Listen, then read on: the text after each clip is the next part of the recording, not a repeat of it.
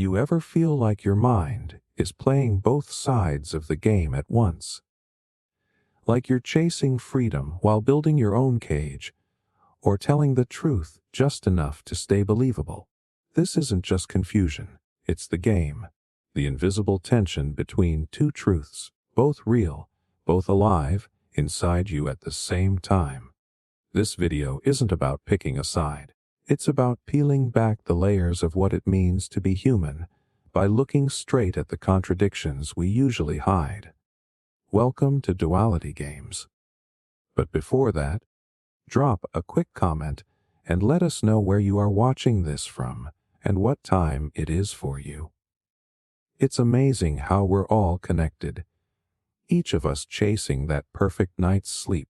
If this resonates with you, please like this video, subscribe to our channel Rest Wise, and join the journey. When silence argues louder than words, you ever notice how the quiet moments say the most? Not the screaming, not the debates, not even the big heartfelt confessions. Just the silence. That space where nobody says a word, but somehow everything is being said. It's weird how you can sit across from someone, and they're not looking at you, not texting, not talking, just existing in that heavy pause. And you get it. You feel it in your chest. That something is off. That something means something, and it gets under your skin way faster than any insult ever could. This is the kind of silence that doesn't need subtitles. It doesn't need a caption to tell you what's going on. You feel it in the pit of your stomach like a warning bell going off. Most people are uncomfortable with silence. They try to fill it. Chatter about the weather, pretend to laugh, throw in a random comment just to cut the tension. But there are moments when silence is the loudest voice in the room, and not everyone knows how to hear it. There's a reason silent treatment is one of the most powerful forms of communication in human behavior. And no, this isn't about being passive-aggressive or avoiding conflict. This is about the raw truth that silence forces into the light. Because when someone stops talking, you stop hearing what they want you to hear, and you start noticing what they're really feeling, and that's when things get real. Think about arguments. When things are loud, chaotic, full of noise, it's easy to miss the point. People interrupt, emotions spike, everyone's defending themselves. But when it all goes quiet, that's when you start thinking. That's when the guilt creeps in, or the confusion, or the panic, and you start asking the questions you were too distracted to even hear before. Why aren't they talking to me? What did I miss? What are they thinking? And that spiral. That's where silence wins, not because it manipulates, but because it confronts. It pushes the emotional tension straight to the surface without a single word. Now here's the twist that most people never consider. Silence doesn't just affect the listener. It transforms the speaker too. The moment someone chooses to stop talking, to pause instead of react, they shift the balance of power. It's no longer about who has the better argument. It becomes about who can sit with the truth longer, who can hold the weight of that moment without needing to defend or distract themselves. There's a study in conflict resolution that shows how people tend to break silence at around 4 seconds. Just 4 seconds. That's all it takes for the average person to get so uncomfortable they fill the gap with something, anything. An apology, an excuse, even a joke. That's how allergic we are to quiet. Because silence doesn't let us escape. It demands presence. And here's where it gets even deeper. In relationships, whether romantic, platonic, or even professional, silence changes meaning based on context. A loving silence can be comforting, grounding, peaceful. But a broken silence, That one that feels like something's been ripped out of the room. That hits hard. Ever had someone go quiet during a fight and suddenly, it's not even about the fight anymore. It's about the fact that they gave up. They tapped out. That silence starts echoing with words they never even said. Words like "I'm done," "I can't do this," or "you hurt me more than I can say." And here's what people forget. Silence is not weakness. It's restraint. It's choosing not to escalate, not to match fire with fire. It's letting things breathe. And sometimes, it's the only way to hear what's actually going on beneath all the noise. You know how in some games, the most intense moments aren't the ones full of explosions and action. It's the quiet tension. The hallway where you know something's about to happen. The soundtrack stops. The controller vibrates slightly. That's when you're the most alert, the most vulnerable, the most aware. Same thing here. That kind of silence. That's not nothing. That's everything getting ready to shift. And yeah, it's hard. Because silence demands courage. It forces you to stay in the moment and really face what's going on. No distractions, no filters, just raw, unspoken truth. But once you learn how to sit in that space, to really sit in it, something happens. You start hearing the things that were never said out loud. You catch the subtle signals, the glance, the body language, the energy, and suddenly, you're not just reacting to what's on the surface. You're responding to what's real. And that's the power of silence. It doesn't scream to be heard. It just waits, patiently, until you're ready to actually listen. Now ask yourself this. When was the last time you really heard someone's silence? Not just noticed it, heard it. Because maybe, just maybe, the answer you've been looking for wasn't in their words at all. The paradox of wanting to be selfless. You ever catch yourself doing something kind and then immediately wondering if it even counts because you wanted to do it? Like, you volunteer to help a friend move, or you give money to someone who needs it, or maybe you just listen to someone vent for an hour without interrupting. And then afterwards, this weird voice creeps in, asking if you did it out of genuine care, or because it made you feel good to be that person. And suddenly you're stuck in this loop, wondering if being selfless still counts if part of you enjoys it. That's the paradox. Wanting to be selfless is still a want, and wanting, by definition, is about you.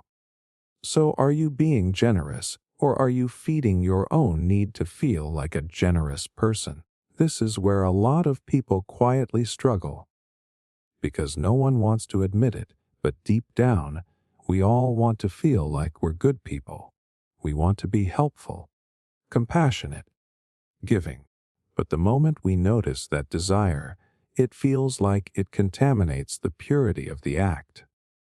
Like we ruined it just by wanting it. That's what makes this so complicated.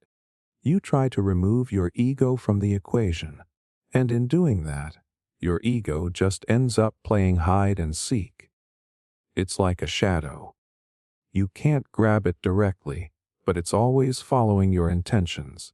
And the more you try to chase purity, the more you realize that true selflessness, total absence of self, might not even be possible. Let's be real. Every time you give, every time you sacrifice, every time you put someone else first, a part of you is aware of it. And that awareness is not evil. It's not wrong. It's just human. But that's where the shock kicks in. Because for people who deeply want to be selfless, people who crave that identity, realizing that your own desire is always in the room can feel like a betrayal. It's not. Wanting to be selfless doesn't cancel out the value of the action. It reveals that you care, that you're trying, And that effort, that internal tug of war between ego and empathy, is actually part of what makes it meaningful. There's this psychological mechanism called ego ideal. It's the version of ourselves we aspire to be, the better, higher self. When we act in ways that match it, we feel aligned. When we don't, we feel guilt, shame, discomfort. So the desire to be selfless, that's not narcissism.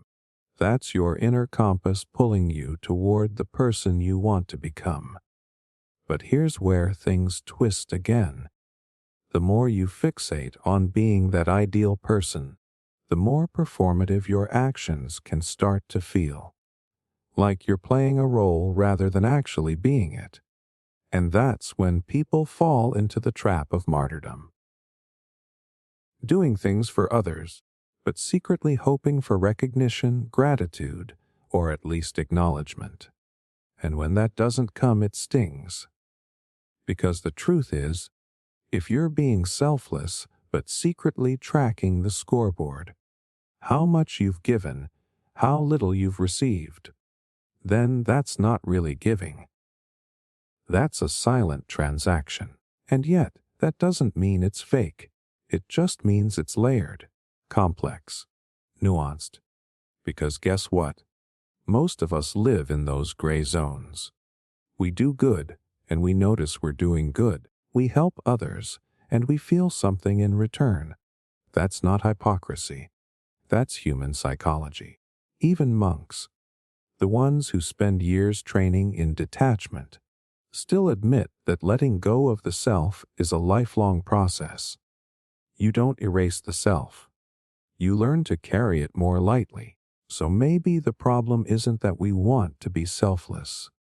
Maybe the problem is that we define selflessness in such a narrow, unrealistic way. Like it only counts if we're suffering or invisible. Like joy invalidates generosity. Or if we get anything back from giving, we somehow failed. That's not just unhealthy. That's unsustainable. Because real selflessness isn't about disappearing. It's about showing up without needing to be the center. It's doing something for someone else, even when you know you'll feel good doing it. And not punishing yourself for that. There's a difference between giving from abundance and giving from emptiness. When you give because you feel full, capable, willing, that's strong. But when you give because you feel unworthy unless you're needed, or afraid of being seen as selfish, that's something else entirely. That's survival in disguise. And here's the irony. The people who worry the most about whether they're truly selfless, they're usually the ones who already are. Because they're paying attention. They're questioning their motives. They're staying honest about what's driving them. And in a world where so much good is done for clout or praise, that kind of inner self-check is rare. It's uncomfortable. But it's also real, so maybe stop trying to erase the self. Stop trying to scrub away every ounce of ego. Instead, aim for aware generosity, the kind that says, I see my desire to be good, and I'm going to let it walk beside me, not control me. That's not a paradox. That's maturity. Because in the end, being selfless doesn't mean you don't matter. It means you've chosen to matter with others in mind. Knowing you're dreaming, but still believing it, it's wild, right? You're in a dream, and somewhere, deep down, you know it's a dream. You see the weird colors. The logic doesn't line up. A hallway turns into an ocean. Your childhood dog is suddenly speaking French. And yet you go along with it. You believe it, even while part of you whispers that none of this is real. That's the strange space we're talking about. That in between. When you're aware enough to question the illusion, but still locked into it, like it's gospel. And it doesn't just happen when you sleep. It happens every single day, when you convince yourself something is true because it feels easier than facing what's real. This isn't just about dreams. It's about how the mind can hold two truths at once, the one that feels safe and the one that actually is. Ever stay in a relationship you knew was falling apart? Ever cling to a job you hated because the paycheck made you feel stable? Ever look in the mirror and pretend to be fine when your chest was full of storm clouds? You knew the truth, but some part of you needed the lie just a little bit longer. That's what makes this so haunting. It's not denial in the classic sense. It's not ignorance. You're aware. You just choose not to move, like being in a lucid dream and not wanting to wake up yet, because waking up would mean starting over, or dealing with something you don't want to touch. And the brain is good at this. It has this incredible trick. It can create cognitive dissonance and then build stories around it just to protect you from psychological pain. The more painful the truth, the more elaborate the dream becomes. You start saying things like, "It's not that bad," or "It'll change soon," or "I can manage this."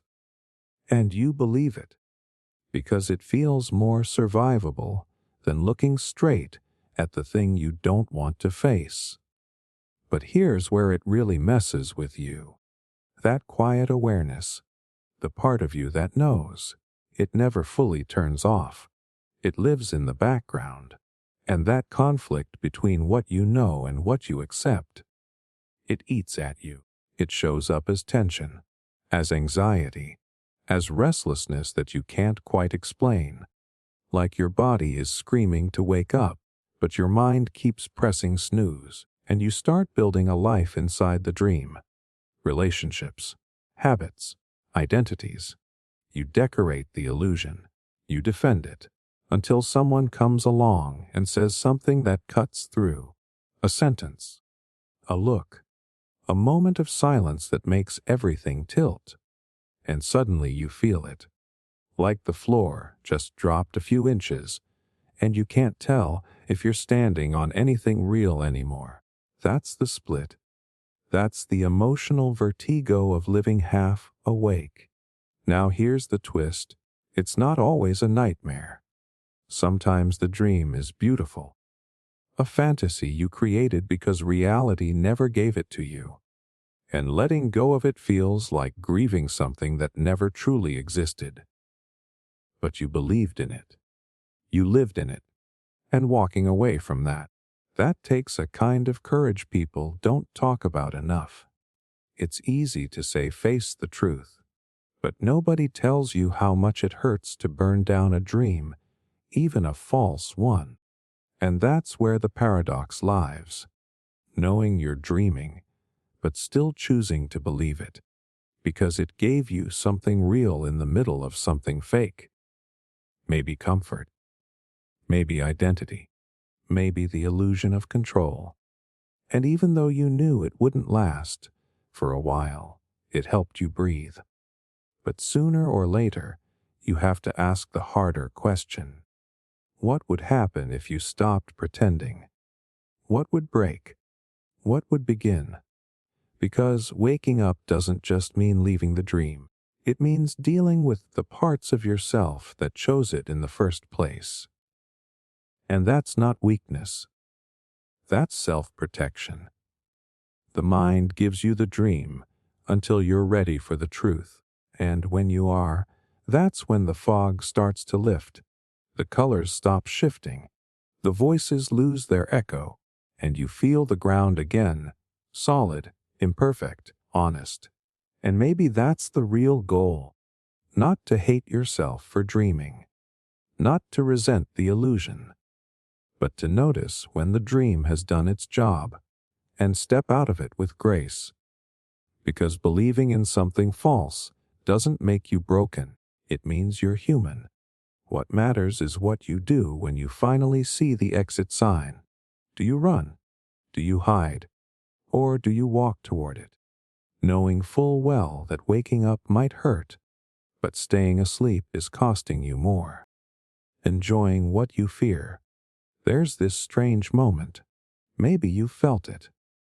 Where your heart is racing, your palms are sweaty, your mind screaming, "Get out." But another part of you is all in. You're afraid. You know you're afraid. And yet, you don't stop. You lean in. You crave it. That's the strange pull of enjoying what you fear. The roller coaster drop. The haunted house hallway. The risky decision that might wreck you or change everything. We like to think fear means avoid, run, hide. But sometimes it means keep going, and it makes no sense on the surface. Why would we enjoy something that signals danger? Why would we keep chasing what's clearly triggering our alarm bells? Because fear is not just a warning. It's also a wake-up call. It's energy. It's electricity. It's proof that something matters.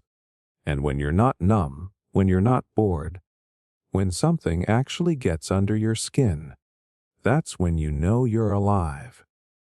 There's this weird myth that comfort equals happiness. That if we just stay safe, predictable, unbothered, we'll be fine.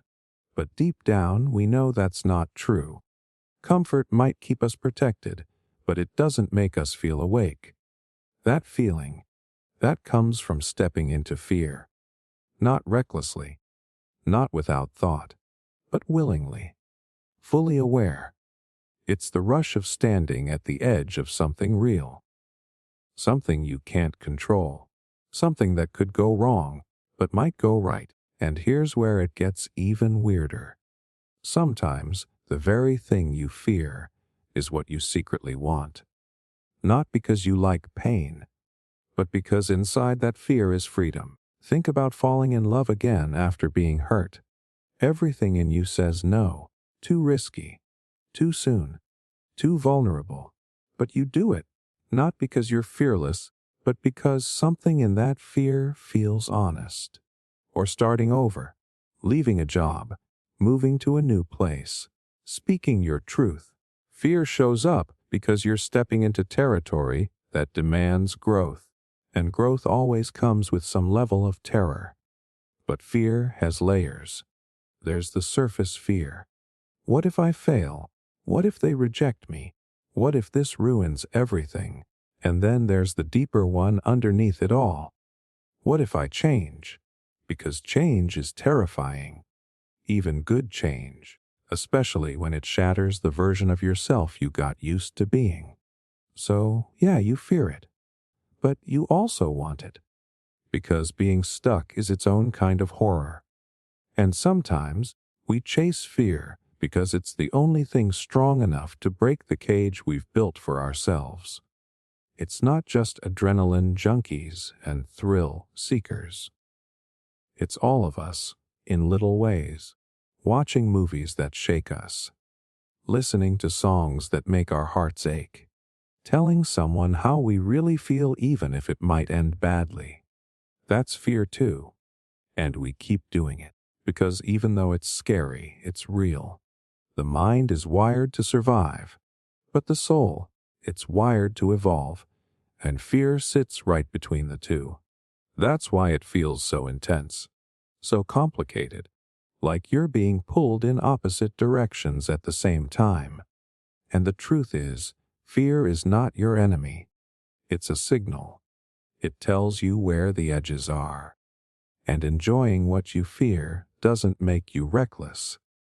It means you're learning to trust your own limits while still pushing against them.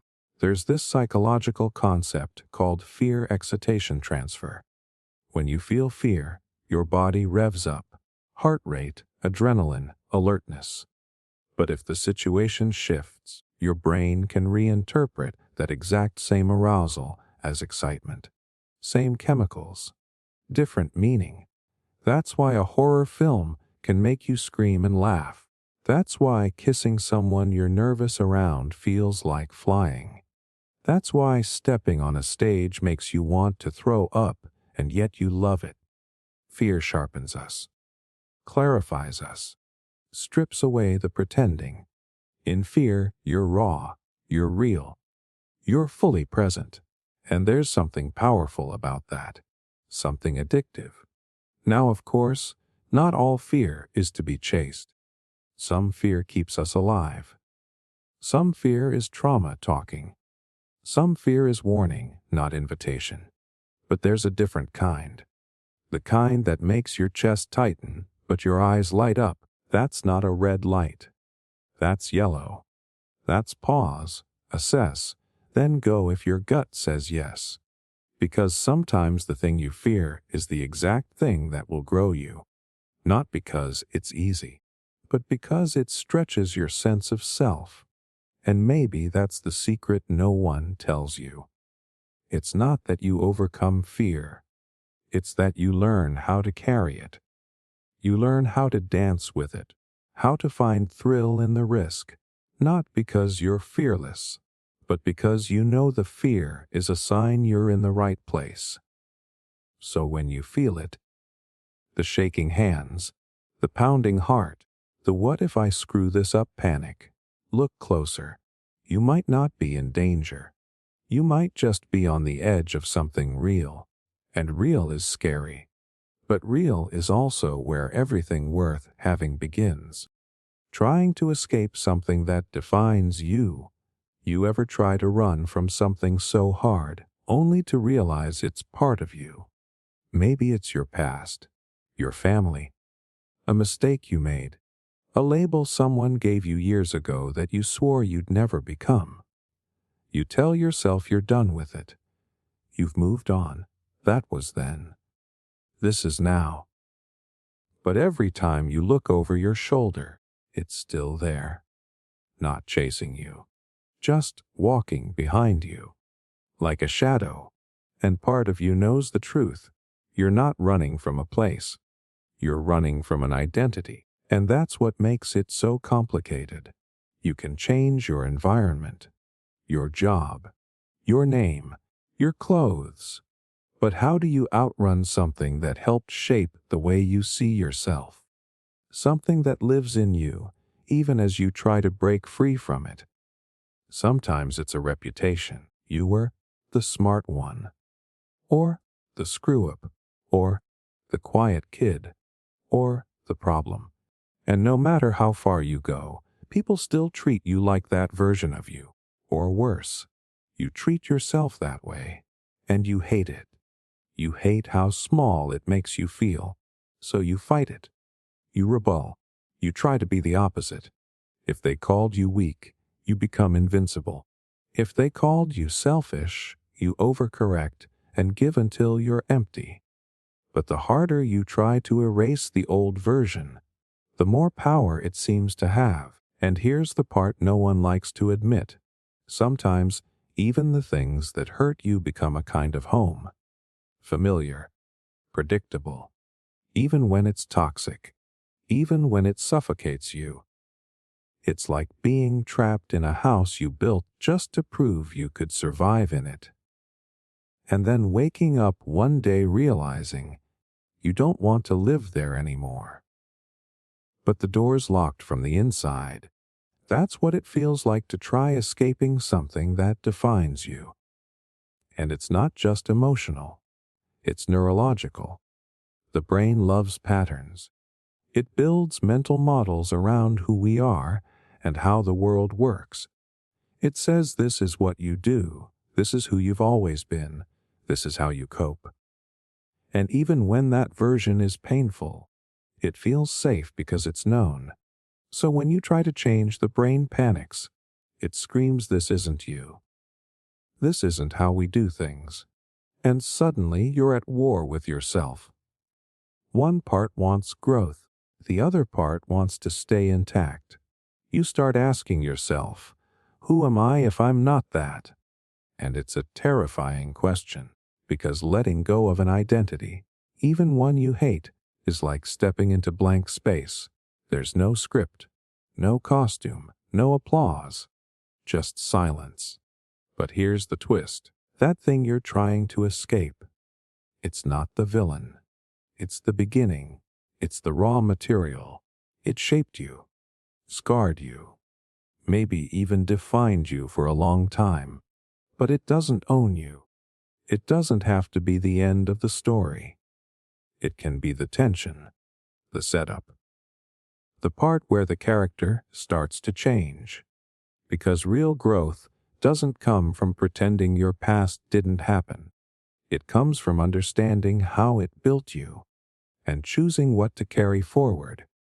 You don't heal by cutting pieces of yourself off. You heal by integrating them. You learn to say, yeah, that was me. That is part of me. But it's not all of me. And it doesn't get to decide where I go next. There's strength in saying, I am not just the product of what happened to me. I'm the author of what happens next. But let's be honest, rewriting that identity is brutal. It takes longer than you think. And it's lonely, because the people around you are used to your old script.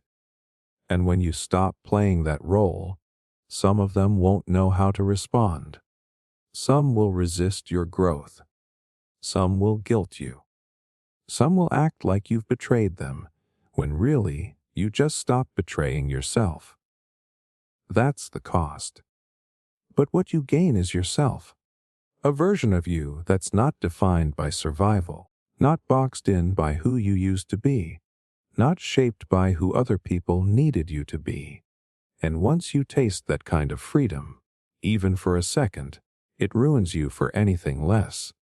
So no, you might never fully escape the thing that defined you.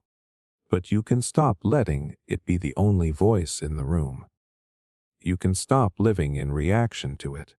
And you can start becoming something that includes your past, but isn't chained to it. Because there's a difference between being shaped by something and being stuck in it. And maybe the most powerful thing you can say is, yeah, that was me. But I'm still becoming. Being the villain in someone else's hero story. You might be the villain. Not to yourself. Not in your own head, but in someone else's story. You're the shadow, the plot twist, the reason they had to become stronger. And here's the part nobody tells you. Sometimes, you don't even know you're playing that role. You think you were just living your life. Making choices, protecting yourself, maybe even trying to help. But in their eyes, you were the one who caused the damage. And when you realize that, it stings. Because it messes with the version of yourself you've worked so hard to believe in. We all want to be the hero. We all want to be the one who grows, who forgives, who learns, who helps others rise. But life doesn't hand out clear roles.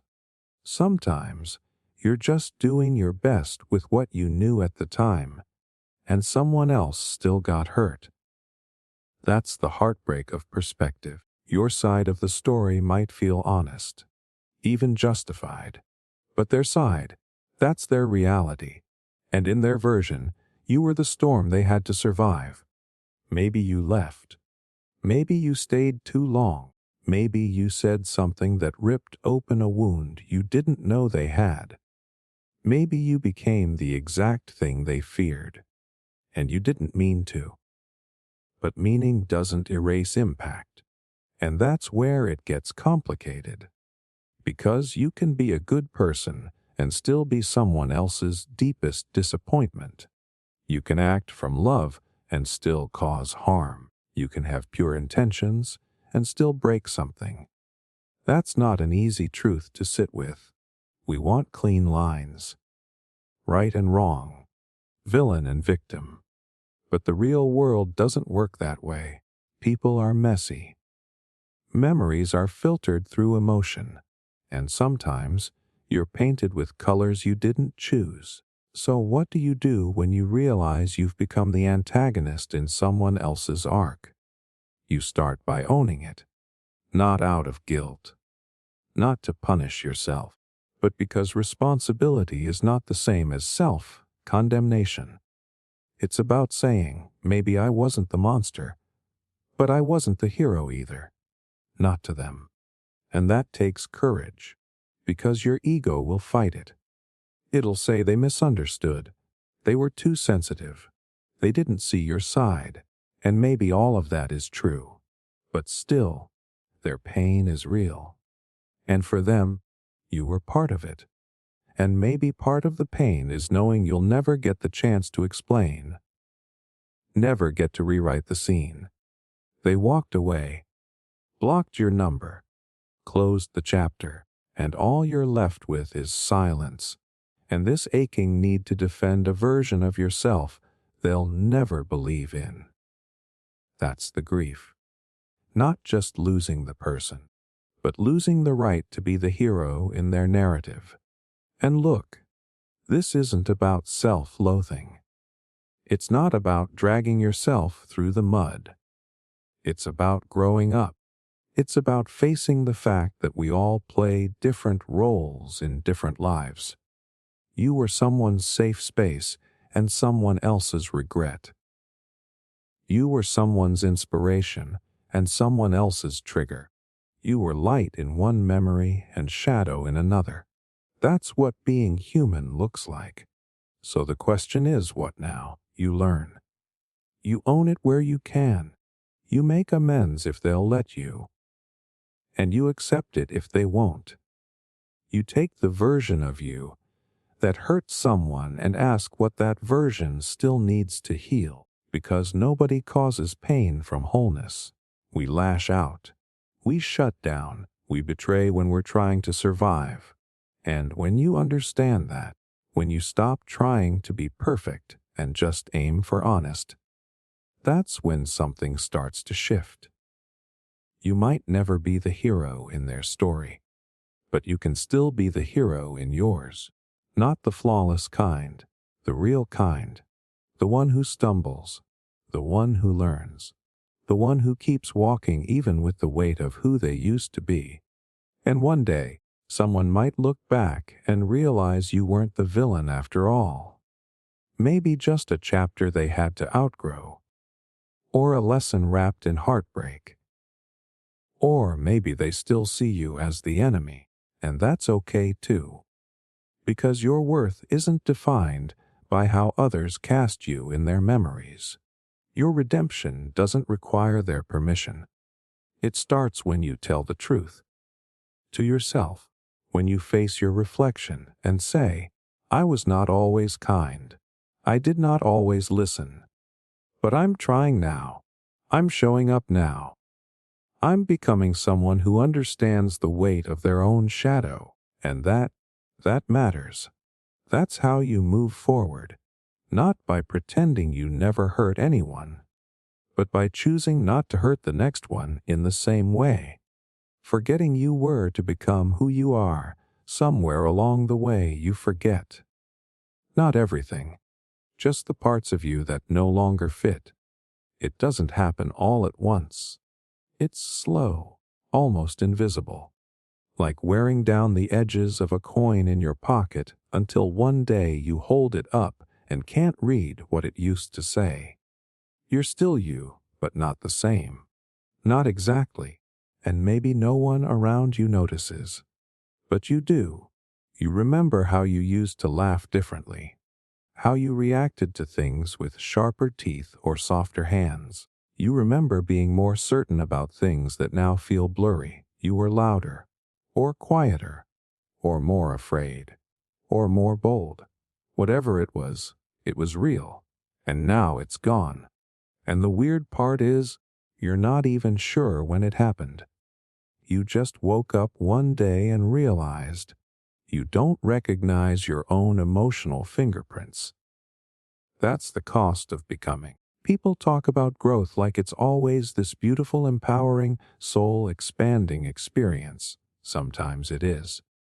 But other times, it's loss. It's looking in the mirror and realizing you left someone behind, and that someone was you. The version of you that was trying, or angry, or hopeful. The you that didn't know what you know now. And yeah, maybe they were naive. Maybe they were broken. But they were also honest in their own way. and letting them go feels like a betrayal, even if it was necessary. That's the paradox. To become who you are meant to be, you have to forget who you thought you were supposed to be. And that's not easy. Because we build identities like scaffolding, brick by brick. We say, I'm the funny one. I'm the one who always shows up. I'm the strong one. I'm the fixer. The rebel. The achiever. The protector. The mess. We wrap our sense of self around those roles. And when we start to change, when we outgrow those labels, part of us panics. If I'm not that anymore, then who am I? And that question doesn't come with quick answers. It comes with silence. And silence is scary. It feels like you're disappearing, like you've been erased from your own life. But maybe you're not being erased. Maybe you're being rewritten, and not by force, but by choice. Because somewhere deep down, you decided that survival wasn't enough anymore. That being who you used to be didn't reflect who you're trying to become. Maybe you stopped laughing at things that used to make you feel included. Maybe you walked away from people who made you feel loved, but also made you feel small.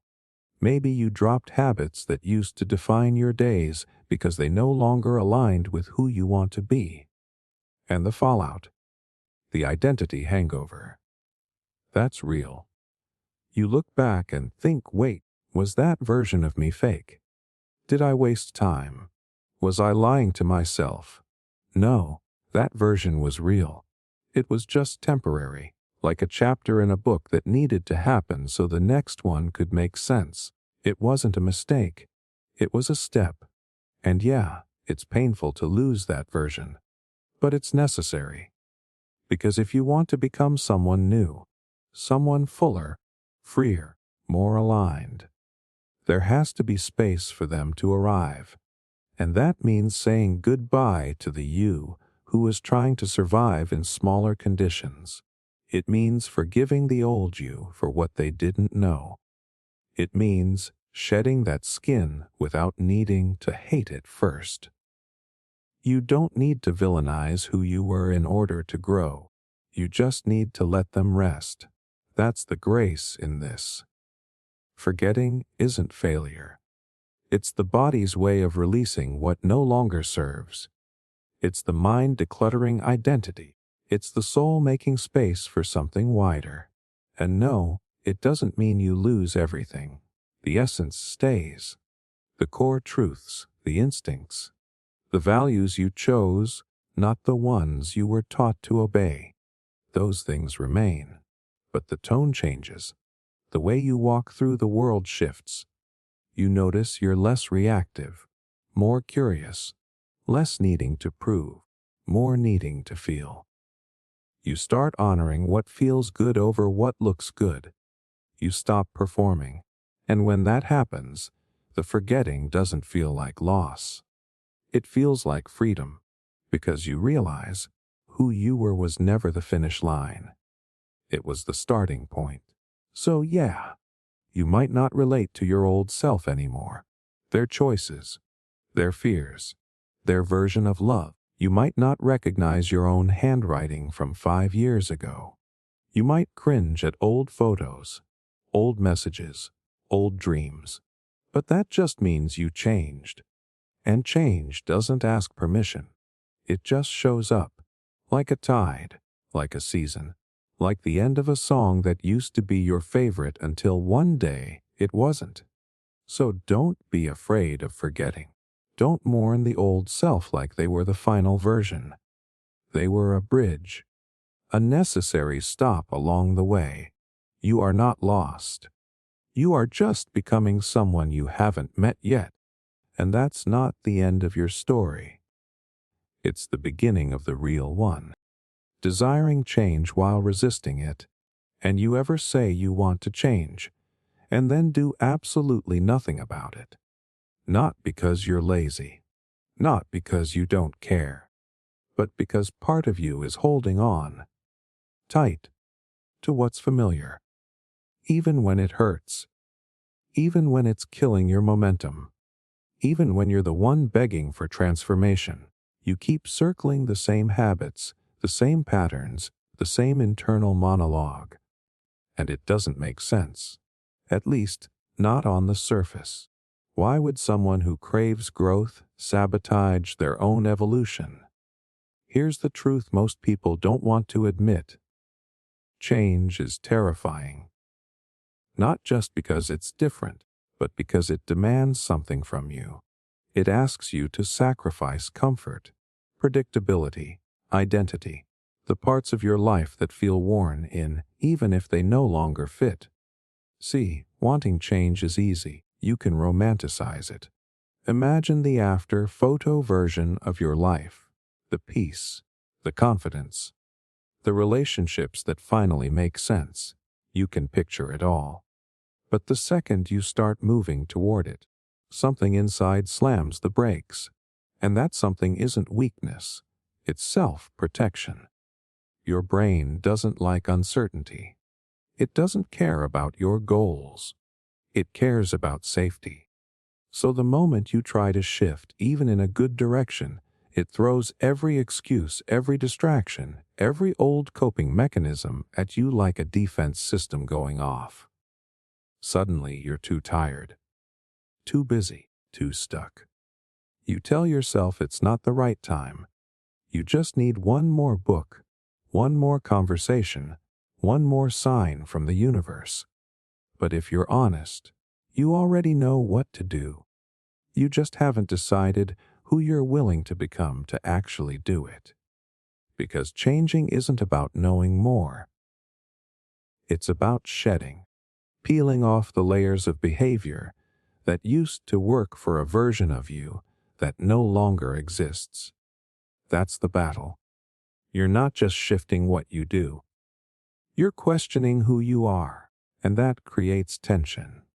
A psychological tug of war between your comfort zone and your calling. Part of you wants to step forward. The other part is still grieving the loss of the familiar. The habits, the roles, the identity built around predictability. Even if that predictability comes with pain, and that pain becomes addictive. Not because it feels good, but because it feels known. It becomes the emotional furniture in your life. You learn how to navigate around it. And suddenly, healing looks more dangerous than staying hurt. Because at least hurt has a script, so you sit in this weird middle space, craving the new, but clinging to the old. You start sabotaging yourself in subtle ways. Procrastination, perfectionism, avoiding hard conversations, rationalizing toxic habits, waiting for motivation instead of building discipline. And deep down, you know exactly what you're doing, but you can't stop. Why? Because real change doesn't just happen in your schedule. It happens in your nervous system. You're rewiring your sense of identity, relearning how to feel safe while doing something unfamiliar. And that process, it's not clean, it's not pretty, it's not fast, it's messy, awkward, emotional, but it's necessary. Because you cannot evolve and stay the same. You cannot grow into your future while gripping the past.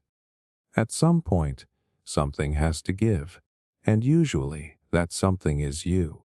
You have to become the version of yourself who doesn't just want change, but is willing to disrupt their own story to get it. And that version, they're not waiting for a perfect plan. They're just done pretending they're powerless. They're done confusing resistance with identity. They're done calling their fear realism. That's where change actually starts. When the pain of staying stuck becomes louder than the fear of moving forward. It doesn't happen in a single moment. It's not a grand decision. It's a quiet, persistent choice, repeated over and over, even when it's uncomfortable, especially when it's uncomfortable, and slowly, the resistance starts to shrink. you start to notice the gap between thought and action gets smaller. You start showing up for yourself, not just when it's easy, but when it's hard. You stop needing everything to feel good before you start. You just start. And that's where everything shifts. Because change was never about becoming someone else. It was about returning to who you were before fear taught you to play small. So yeah, you're going to resist it. That's normal. That's human. But don't mistake resistance for truth. Don't wait until you feel ready. You don't have to be fearless. You just have to move anyway. Change is not a leap. It's a build. And every day you choose differently. Even in the smallest way, you're building the future version of you. The one who doesn't just desire change, the one who lives it. Pretending to pretend until it feels real. Sometimes, pretending is the only way forward. You don't feel brave. You don't feel capable. You don't feel like you're healing or strong or worthy or ready. But you wake up and put on the performance anyway. Not because you're fake, but because something deep inside you hopes that maybe, just maybe, if you act like it's true long enough, one day it actually will be. And it's weird, right? This strange mental game we play with ourselves. You tell yourself, I'm fine, I'm confident, I'm in control. But inside, there's static, doubt. A quiet voice saying, no, you're not. You're just faking it. But here's the thing that voice doesn't understand. Faking it isn't always a lie. Sometimes it's strategy. Sometimes it's the only tool you've got when you're trying to rebuild something broken. See, we're taught to believe that authenticity means always being real, always being raw. But nobody tells you that when you're in survival mode, sometimes being real just means staying stuck. Sometimes the most honest thing you can do is pretend, not to deceive others, but to give yourself a lifeline. It's not denial. It's direction. You wear the confidence before it fits. You speak the truth before you fully believe it. You smile through the weight, not because it's gone, but because you're practicing the version of you that can carry it better. And over time, something starts to shift. At first, it feels like acting, like putting on someone else's clothes. But then, piece by piece, it starts to settle. The smile doesn't feel so forced. The words come easier. The old patterns start to fade. And suddenly, you're not pretending anymore. You've become the thing you were reaching for. That's the power of repetition. The mind is wired to believe what it experiences most. If you repeat fear, you deepen fear. But if you repeat strength, even when it starts as make-believe, your brain starts building pathways that say, hey, maybe this is real. That's not magic. That's biology. There's something called cognitive dissonance. It's what happens when your actions and your beliefs don't line up. Your brain doesn't like the tension, so it tries to fix it. If you keep acting confident, it starts to say, maybe I am. If you keep showing up, it starts to believe I'm the kind of person who shows up, not because it was always true, but because you kept pretending until it became true. So the question is not, am I faking it? The real question is, what am I rehearsing? Because every time you pretend, even a little, you're rehearsing a future version of yourself. And yeah, it's awkward. It feels fake. It feels like you're bluffing your way through a test you didn't study for. But that's exactly how transformation starts. Not with permission, not with perfection, but with pretending. And this doesn't mean lying to yourself. This doesn't mean ignoring what hurts. It just means choosing what voice you feed. You can sit in the pain or you can stand in the possibility. Both are real. One just leads somewhere. And listen, it's not always going to feel good. Some days you'll show up with shaky hands and a hollow chest. You'll say the thing you don't yet believe, and it'll fall flat. You'll slip. You'll revert. You'll want to give up. That's part of the deal. You don't get to become something new without stretching the limits of what feels real. You don't get to evolve by only doing what comes naturally. You grow by stepping outside of who you've been and practicing who you want to be, over and over, until that version stops feeling like a costume and starts feeling like home. And the best part, nobody can take that from you. Because once you become it, once the pretending becomes muscle memory, no one can call it fake. It's yours now. You built it. You earned it. So yeah, pretend. Walk into the room like you belong there. Speak with confidence before you fully own it. Set boundaries even when your voice shakes. Laugh like the weight is lighter. Move like the future version of you is already watching. Because maybe that version isn't in the distance. Maybe they're already inside you, waiting for you to act like they're real.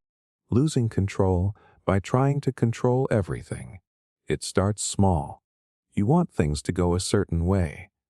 You want them clean, stable, understandable. You start organizing everything. Your schedule, your diet, your conversations, your emotions, the way people see you, the way your future should unfold. At first, it feels powerful. You feel in charge. On top of it, like you've hacked life just enough to stop the chaos from getting in. But then it tightens. Suddenly, you're not just planning. You're micromanaging every outcome. You're predicting other people's reactions. You're second guessing their silences. You're playing out worst-case scenarios before they even happen, just so you can feel prepared, just so nothing catches you off guard.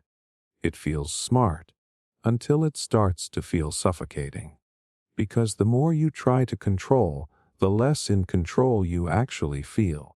You start realizing that no matter how hard you grip it all, things still slip. People still surprise you. Life still refuses to read the script you wrote in your head.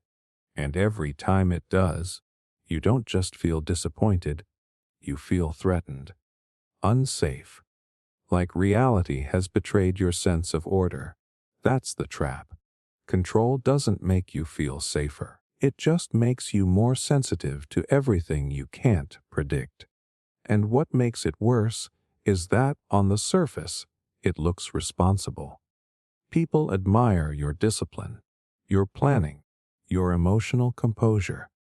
They call you organized, motivated, impressive. But deep down, you know it's not coming from peace. It's coming from fear. Because control isn't about power. It's about protection. It's a defense mechanism disguised as a life strategy. You're not building systems. You're building walls.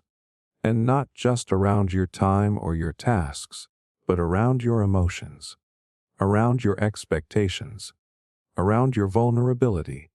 You think if you can keep every variable locked down, then maybe, just maybe, nothing will break. No one will leave. Nothing will go wrong. You won't get hurt. But that's not how life works. That's not how people work. Eventually, something slips through. And when it does, it feels like the whole world collapses. Not because it's a disaster, but because you were never actually holding it in the first place. And that moment right there, that's the paradox. You were trying to create safety by controlling everything. But you ended up creating anxiety, perfectionism, emotional burnout, all while convincing yourself you were just being thorough. You weren't thriving. You were bracing. And you can feel it. In the tension in your jaw. in the way your brain won't shut off at night, in how irritated you get when someone disrupts your routine, in how tightly you hold on to what people expect of you, in how much energy it takes just to maintain the image that everything's fine. Because when you're addicted to control, peace becomes conditional. You don't relax until the list is done. You don't trust until you've double-checked. You don't love until it feels guaranteed. You don't live until it feels safe. And the problem is, it never feels safe enough. Control is a moving target. Every time you think you've secured one thing, something else feels unstable. And so you chase, you tighten, you repeat the cycle, until you're exhausted, until you realize the thing you were trying to prevent, the chaos, the fear, the uncertainty, has already taken over. Not outside you, inside you. That's the irony. In trying to avoid losing control, you lose yourself. But here's what no one tells you: letting go isn't giving up. It's returning. It's saying, I cannot force the world to cooperate with my plans, but I can learn to trust myself when it doesn't. It's allowing life to be uncertain, without seeing that as danger. It's noticing that some of the best moments you've ever had came from things you didn't plan, didn't predict, didn't control. You met someone on a random day. You took a risk that made no sense on paper. You said something out loud that you thought would ruin everything, and it opened the door instead. Letting go doesn't mean becoming careless. It means becoming flexible. It means trading tension for trust. Not trust in outcomes, but trust in your ability to handle them. And yeah, that's terrifying at first, especially if control has been your identity, especially if certainty has been your security blanket. But what you'll find, slowly, is that surrender is not weakness. It's strength. It's freedom. It's the end of the war inside your own mind. Because real control, it's not about managing every detail. It's about knowing who you are when things fall apart. And that version of you, the one who can breathe through the unknown, laugh in the middle of discomfort, stay soft in uncertainty, that's real power. So maybe you don't need to hold it all together. Maybe you just need to let it be held, needing solitude but fearing isolation. There's this quiet ache a lot of people carry but rarely talk about. The need to be alone and the fear of actually being alone.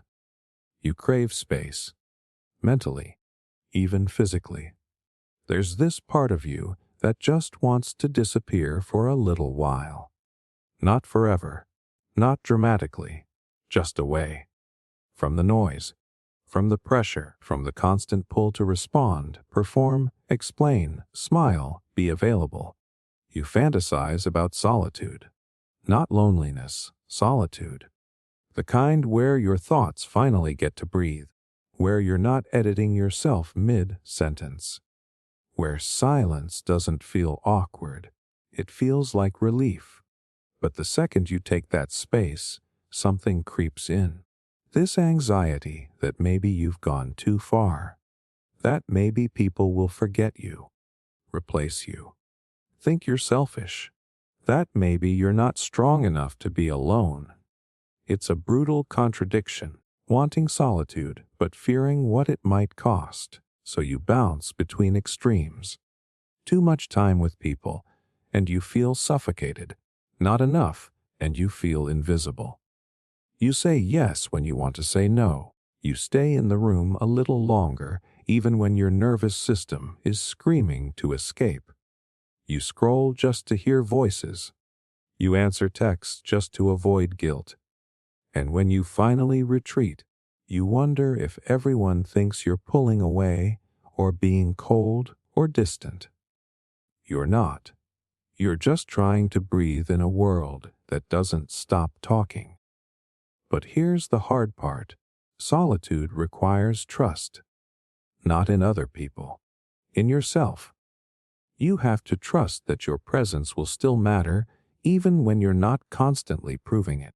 You have to believe that your worth is not tied to how available you are. You have to feel safe in your own company, even when your brain tries to fill the silence with fear. And that fear is real, because isolation is a different beast. It's not about being alone. It's about feeling disconnected, forgotten, like no one would even notice if you vanished. That's why it's so tricky, because solitude and isolation can look the same from the outside, but they feel completely different. Solitude is a choice. Isolation is a sentence. Solitude is being alone with yourself. Isolation is being alone from everyone else. So how do you hold the line? How do you take space without spiraling?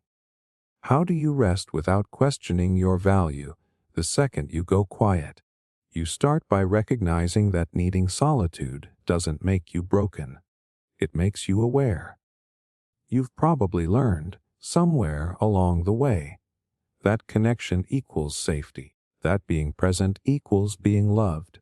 So when you step back, your survival brain panics. It goes, "Hey, this feels dangerous. This feels like being cut off." But it's not. It's actually the opposite. Solitude is where you recalibrate. It's where you remember who you are when no one's asking anything of you. It's where your nervous system resets. Your thoughts slow down. Your real feelings start to surface. Not the ones you perform, the ones you carry. And yeah, it can feel scary, because when everything else goes quiet, your inner world gets loud. The doubts, the guilt, the loneliness. But that's not a sign you should run from solitude. That's a sign you need to befriend it. You don't have to live in isolation to feel the peace of solitude. You just have to stop assuming that being alone is dangerous. You have to stop mistaking your fear of disconnection for a reason to avoid yourself. Because the truth is, when you learn to stand still with your own thoughts, without trying to escape them, you gain something nobody else can give you. Wholeness, not performance, not distraction, not validation, just presence. You stop needing other people to reflect who you are because you've already met that version of you in silence. And the more you meet them, the less you fear being alone, because now you're not alone with emptiness. You're alone with depth. And when you come back, to people, to noise, to life, you show up clearer, sharper, kinder. You're no longer reacting from exhaustion. You're responding from clarity. So no, wanting solitude doesn't mean you're broken. It means you're listening. And fearing isolation, that just means you're human. The key is not choosing one over the other. It's learning how to build solitude without letting it tip into isolation. It's taking space and trusting that real connection doesn't evaporate in your absence. The people meant for you will understand. The version of you you're becoming will thank you. And the fear, it gets quieter, not because it disappears, but because you finally know who you are when everything else goes silent. Telling the truth to manipulate. It sounds strange at first, using the truth to manipulate. We grow up thinking that truth is the opposite of deception. That if someone tells the truth, they must be honest, pure, safe. But here's where it gets uncomfortable. The truth isn't always innocent, because truth alone isn't what makes someone trustworthy. It's the intention underneath it. And when someone uses the truth to serve themselves, to control the outcome, to win your sympathy, to shift the power, that's not honesty. That's strategy. Let's be real. The most dangerous people are not the ones who lie all the time. They're the ones who use just enough truth to disarm you. They'll tell you their pain to make you feel guilty. They'll confess a flaw so you stop looking deeper.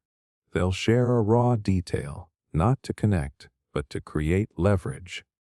And you find yourself thinking, wow, they're being so real with me, while they quietly pull the strings behind your reaction.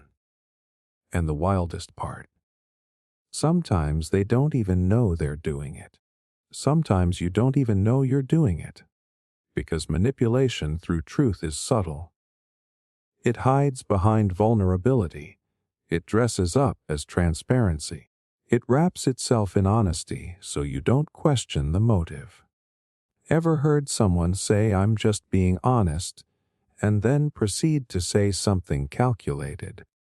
Something that's meant to sting, or control the narrative, or make them look like the victim. That's it. That's the game. It's not about what's said. It's about why it's said and how it's timed. Truth can become a tool, a performance, a weapon. And when it's used that way, it's almost worse than lying, because it gives the illusion of sincerity. Think about it. If someone lies to you, part of you stays alert, defensive. But when someone tells you the truth, you drop your guard, you relax, you open up. That's the moment they slip in their influence. That's the moment they steer your reaction. And again, it's not always malicious. It's not always this evil plan. Sometimes we do it without realizing. We tell the truth selectively, not to be open, but to be persuasive. We admit one thing so we don't have to admit something else. We play the honest card to get credibility in an argument. We share our pain at the exact moment it buys us forgiveness. Is it still truth? Yes. Is it still manipulation? Also yes, because the truth, in the wrong hands, is just a tool for control. This is especially messy in relationships, where emotional honesty gets used like currency. One person says, "I was just trying to be vulnerable," while quietly using that vulnerability to guilt-trip the other. Or they'll unload a raw confession and frame it like connection, when really it was a way to avoid consequences. You start wondering if the truth you were given was real, or if it was engineered. And that's the damage. It makes people start to distrust vulnerability. It makes people doubt their own openness. It creates this emotional exhaustion, because now you're not just listening to what someone is saying. You're constantly decoding why they're saying it. But here's where it gets even harder. It's not just other people who do this. You do it too. We all do. You tell a story that paints you in the right light. You share something honest, but only the part that keeps the spotlight off your shadow. You use truth to avoid blame, or attention, or conflict.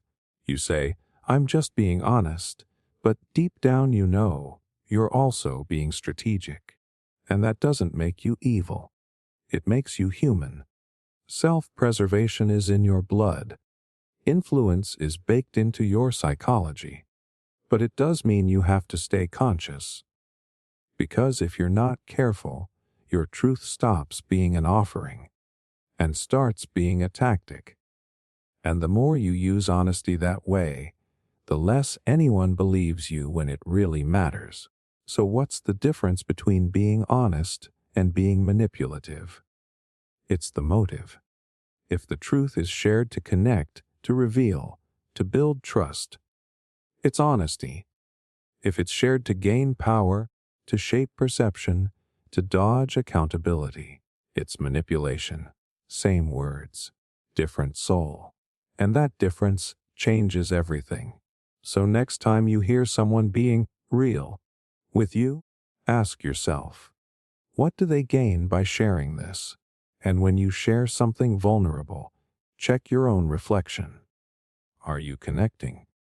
Or are you just managing the outcome? Because when the truth becomes a tool, it stops being truth. It becomes theater. And you deserve better than a performance. Remembering false memories. There's this eerie moment that hits you sometimes. You're absolutely sure something happened a certain way. You can see it in your head. The room, the colors, the conversation, the way you felt, it's vivid, it's real. Except it didn't happen. Not like that. Sometimes not at all. And it messes with you.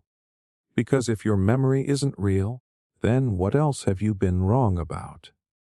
What other parts of your life are just stories your brain told you, stitched together from emotion, assumption, and repetition? The brain doesn't record life like a camera. It edits constantly. It fills in blanks, smooths out edges, and chooses which parts to keep and which to quietly erase.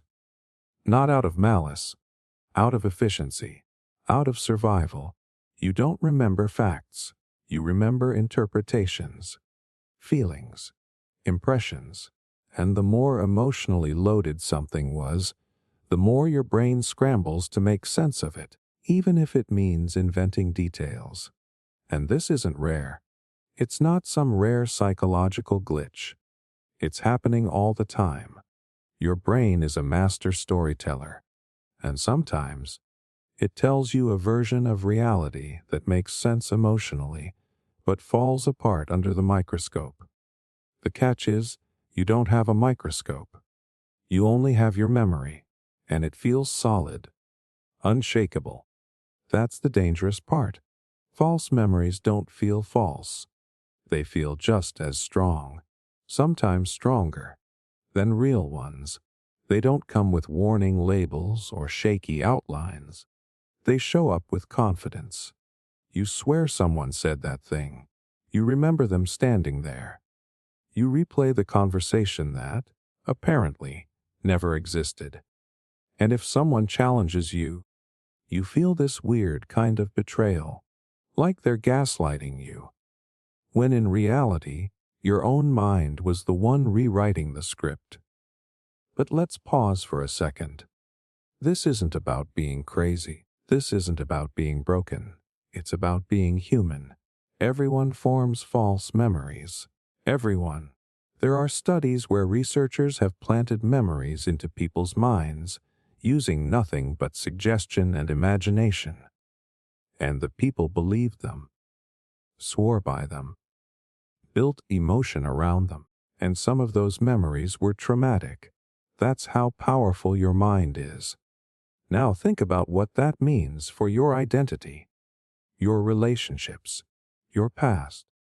What if that painful thing someone said didn't happen the way you remember it? What if that betrayal, that embarrassment, that turning point? What if the story changed in your head each time you replayed it, until it became something else entirely? It's a hard truth to sit with, that some of what defines you might be fiction, not because you lied to yourself, but because your brain protected you, or gave you closure, or needed a villain, or wanted to feel right. Whatever the reason, it shaped your reality with tools that weren't always accurate. And now, those memories feel like truth. But here's the other side of it. If false memories can hurt you, they can also heal you. You can reframe moments. You can reassign meaning. You can choose to rewrite how you interpret the past. That's not delusion. That's power. If your brain can tell you a painful story that didn't happen, it can also help you soften the ones that did. This isn't about doubting everything you remember. It's about understanding the nature of memory itself. It's flexible. It's emotional. And it's constantly being edited every time you revisit it. Your past isn't a fixed timeline. It's a living narrative. And you are the unreliable narrator. So what do you do with that? You stop assuming that every feeling is attached to a fact. You start questioning the stories you've been carrying, especially the ones that hurt the most. You ask yourself, am I remembering this, or am I protecting myself from something deeper? Am I holding on to a version of the past that keeps me angry, or guilty, or afraid, because it gives me a sense of control? Because that's what false memories often do. They give shape to chaos. They give you a villain to blame. They let you wrap up confusion in a story that makes sense, even if it's not true, even if it costs you peace. And sometimes, the memory itself might be real, but the meaning you gave it wasn't. That awkward moment you still obsess over. Nobody else remembers it. That conversation that left you humiliated. It didn't land the way you think it did. That argument you keep replaying. You might have missed what was really being said. This isn't about erasing your past. It's about loosening your grip on the version of it that keeps you stuck. Because when you realize your memory isn't a mirror, but a canvas, you stop trying to prove it's perfect. You start using it as a place to explore, to question, to grow. And that's where things get interesting. Because if your mind can invent false memories, it can also create new beliefs, ones that actually set you free. Wanting peace through conflict. It sounds backwards at first. Wanting peace through conflict. Like trying to dry something by setting it on fire. But when you really look at human behavior, when you zoom in on how people chase resolution, closure, or change, it starts to make an uncomfortable kind of sense. Because sometimes, the only way someone feels heard is by yelling. The only way they feel free is by fighting. The only way they think they'll finally feel calm is by forcing the storm. It's not that they want chaos. It's that they believe the only road to calm goes right through it. You've probably felt it yourself. That urge to blow everything up just to feel something settle. That push to start the argument because the silence is heavier. That instinct to pick a fight, not because you enjoy the drama, but because you're tired of pretending everything is fine. Somewhere deep down, there's this belief that if you just confront it head on, even if it hurts, it'll finally be over, finally done, finally quiet. And maybe for a while it works. Maybe you explode, and afterward there's this strange stillness. But it's a risky kind of peace, because what you destroyed to get it might not come back the same way. Sometimes people confuse emotional release with resolution. They think if they just say everything, shout everything, let it all spill out with no filter, they'll feel better, lighter. But unloading pain doesn't guarantee healing. Not if it's weaponized. Not if it's built to win instead of to understand. The truth is, a lot of people chase peace the way a soldier chases victory, through strategy, through confrontation, through control. But real peace doesn't respond to domination. It doesn't arrive just because you won the fight. It arrives when both sides feel safe enough to stop fighting. There's a reason people keep cycling through the same arguments in relationships. Same words, different days. Because it's not about the dishes or the texts or the tone. It's about needing peace, but not knowing any way to get there except through conflict. It's like you're trying to unlock connection with a crowbar. You're trying to force surrender when what's actually needed is safety, presence, trust. And the thing is, it's not your fault. You were probably taught that conflict is how things get fixed. You saw people yell to be taken seriously. You watched silence get ignored. You learned that if you're calm, you're dismissed. If you're kind, you're weak. So you learned to fight. You learned to armor up. You started calling conflict courage. But somewhere along the way, You forgot that peace is not the same as silence after a war. Peace is not just the absence of yelling. It's the presence of understanding. And the way to get there, the real way, often looks nothing like what we're used to.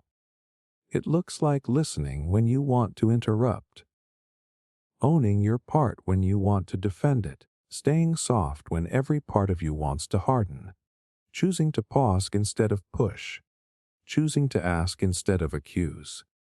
But the ego doesn't like that. The ego wants to win. The ego wants to prove. And so, without realizing it, people go to war in order to feel peace. They start the fight thinking, if I can just get them to admit they were wrong, if I can just say my piece, if I can just express this anger fully, maybe I'll feel okay again. But peace that comes from forcing others to surrender is never real peace. It's quiet fear. It's suppression. It's emotional survival dressed up as closure. And here's the paradox. Sometimes, the greatest conflict is the one inside yourself. The part of you that wants to let go, and the part that still wants justice. The part that wants peace, and the part that needs to be right. The hardest battle isn't always with someone else. It's with the part of yourself that thinks winning is the only way to be safe. So what do you do with that? You notice when your pursuit of peace feels like a hunt.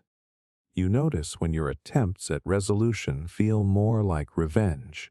You stop using conflict as a shortcut to connection.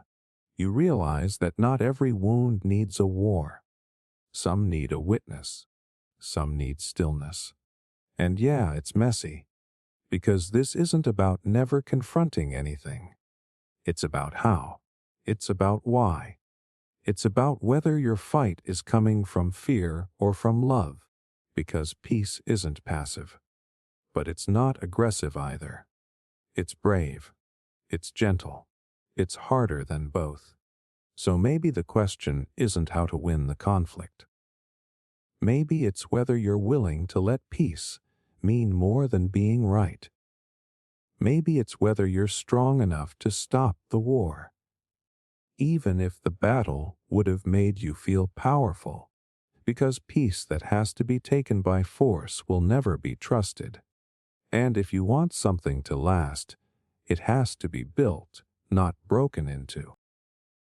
Becoming more yourself through roleplay, nobody talks about this part, that sometimes pretending to be someone else is what finally lets you be yourself. That through fiction, through characters, through stepping into a role that isn't technically yours, something real starts to wake up inside you. Not fake, not exaggerated, not delusional. Real, like breathing room for parts of you that never had permission to exist. It sounds strange, right? That putting on a mask could be the one thing that helps you take yours off. But it happens. In games, in writing, in cosplay, in acting, in late-night conversations where someone says, "Okay, just play along," and you do. And in that pretend world, something clicks. You speak without thinking. You react without the usual filter. You notice what you lean into, what feels natural, what feels like home, even though none of it's real, except maybe it is. See, roleplay isn't just about fantasy, it's about freedom. It's the one space where rules bend, where identity becomes liquid, where expression doesn't cost you safety. In the real world, people are watching, judging, holding receipts. But in a role play, you get to try on pieces of yourself without fear of consequence. And weirdly enough, what you find there is often more honest than anything you show in real life. Because in real life, you've been taught to shrink, to behave, to be palatable, maybe even invisible. So your real self gets edited, muted. But in role play, whether it's online, on stage, or even just in your imagination, you experiment. You take risks. You stop asking who you're allowed to be and start asking who you want to be. And that's when it happens. That tiny shift. You notice you're not acting anymore. You're remembering. People think of roleplay as escape, but maybe it's more like excavation. You dig. You peel layers. You start with a character that's nothing like you.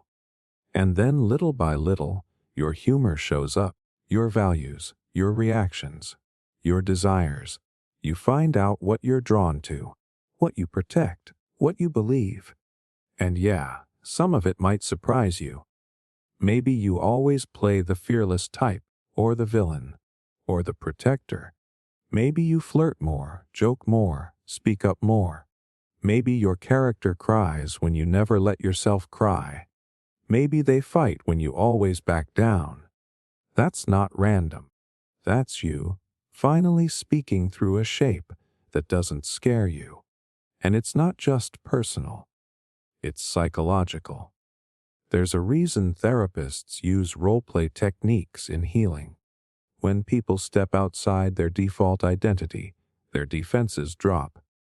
The brain stops reacting to threat and starts responding to possibility. There's a freedom in fiction. It unlocks access to feelings and truths that are usually buried under armor. But here's where it gets deep. Sometimes, people don't even know who they are until they start pretending. And when they finally feel how good it is to act like the version of themselves they wish they were, they realize they've been suppressing that person all along. The role becomes the reveal. The character becomes the clue. Not to who you aren't, but to who you've been this entire time. And for some people, that's terrifying. Because once you feel it, that click of alignment, it ruins your tolerance for inauthenticity. It makes it harder to go back to the role you were forced to play in real life, the one shaped by expectation, culture, family, shame. And that's when the real question shows up. What if this isn't just for play? What if this version of you, the one that only comes alive through fiction, is actually closer to your truth than the mask you wear every day? Because roleplay can be a practice. Not just performance, not just fantasy, a practice in voice, in courage, in connection. It lets you test, drive pieces of yourself in a space where failure costs nothing and discovery means everything. So no, you're not faking it. You're remembering. You're stretching. You're experimenting. You're reclaiming something that was always yours. And maybe the goal isn't to stop pretending. Maybe the goal is to pretend so well, so fully, so truthfully, that you finally stop pretending in real life. Because the most powerful parts of you might not be buried under trauma or locked in your past. They might be waiting in the characters you dared to invent. And if you listen closely, you'll hear them calling you back. Not to escape reality, but to rewrite it. Being honest by lying strategically. It sounds messed up when you say it out loud. Being honest by lying. But the more you live, the more you realize truth isn't always about facts. Sometimes it's about impact. Sometimes the way you deliver something shapes it more than the thing itself. Think about this. You're in a situation where the full truth would destroy someone. Not help them grow, not set them free, just wreck them. So what do? Say it anyway and call it honesty. Or shape it into something survivable, something strategic, and still walk away feeling like you told the truth. This isn't about manipulation. It's about precision. It's about knowing that truth, by itself, isn't always kind. It can be cruel. It can be ego-driven. People say they want honesty, but most of the time what they really want is compassion wrapped in truth. Not brutality dressed as virtue. And that's where the strategy comes in. Lying, when it's used to protect, guide, or soften impact without changing the core meaning. That's not the same as being dishonest. That's the art of being human. We lie all the time, not the big, destructive kind, but the small, calculated ones, the half answers, the pauses, the things we don't say. We do it when someone asks if we're okay, and we say yeah, because we don't want to unload. We do it when we tell someone they'll be fine, even when we're not sure. These aren't betrayals. They're bridges. They're the space between emotional accuracy and emotional safety. And here's the twist. Sometimes those lies create more honesty than the truth ever could. Because they build trust. They build space. They let someone hear what they're actually ready to hear, not what you need to dump. You're not hiding the truth. You're shaping the delivery. You're translating it. Because raw truth can be violent. Unfiltered, it hits like a weapon. But when it's delivered with intention, it becomes insight. It lands in a way that helps, that teaches, that supports. That's the difference between being honest and being righteous. Let's say someone asks you why a relationship ended. You could drop every detail. You could dissect every flaw. But what if you say something simpler? Something like, we wanted different things, or we weren't growing in the same direction. That's not the full, messy truth. But it's not a lie either. It's a controlled truth. A version of reality that's useful. It tells the story without reopening the wound. Or think about telling a kid their dog died. Do you say that, just like that? Or do you ease them into it, gently, maybe even soften the language? That's lying, technically. But it's also compassion. It's care.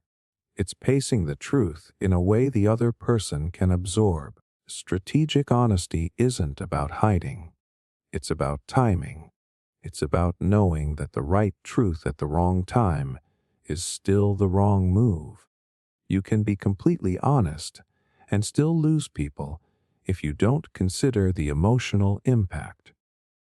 That's why the people who are the most honest are often the ones who are the most quiet. They wait, they listen, they choose their words like they matter, because they do. But of course, this gets tricky, because if you're not careful, strategy can slide into deception. You start thinking it's okay to withhold anything that might make you look bad. You start dressing up selfishness as protection. You justify. You manipulate. And suddenly the truth is buried under so much performance, you forget what it actually was. That's why it has to start from a place of care.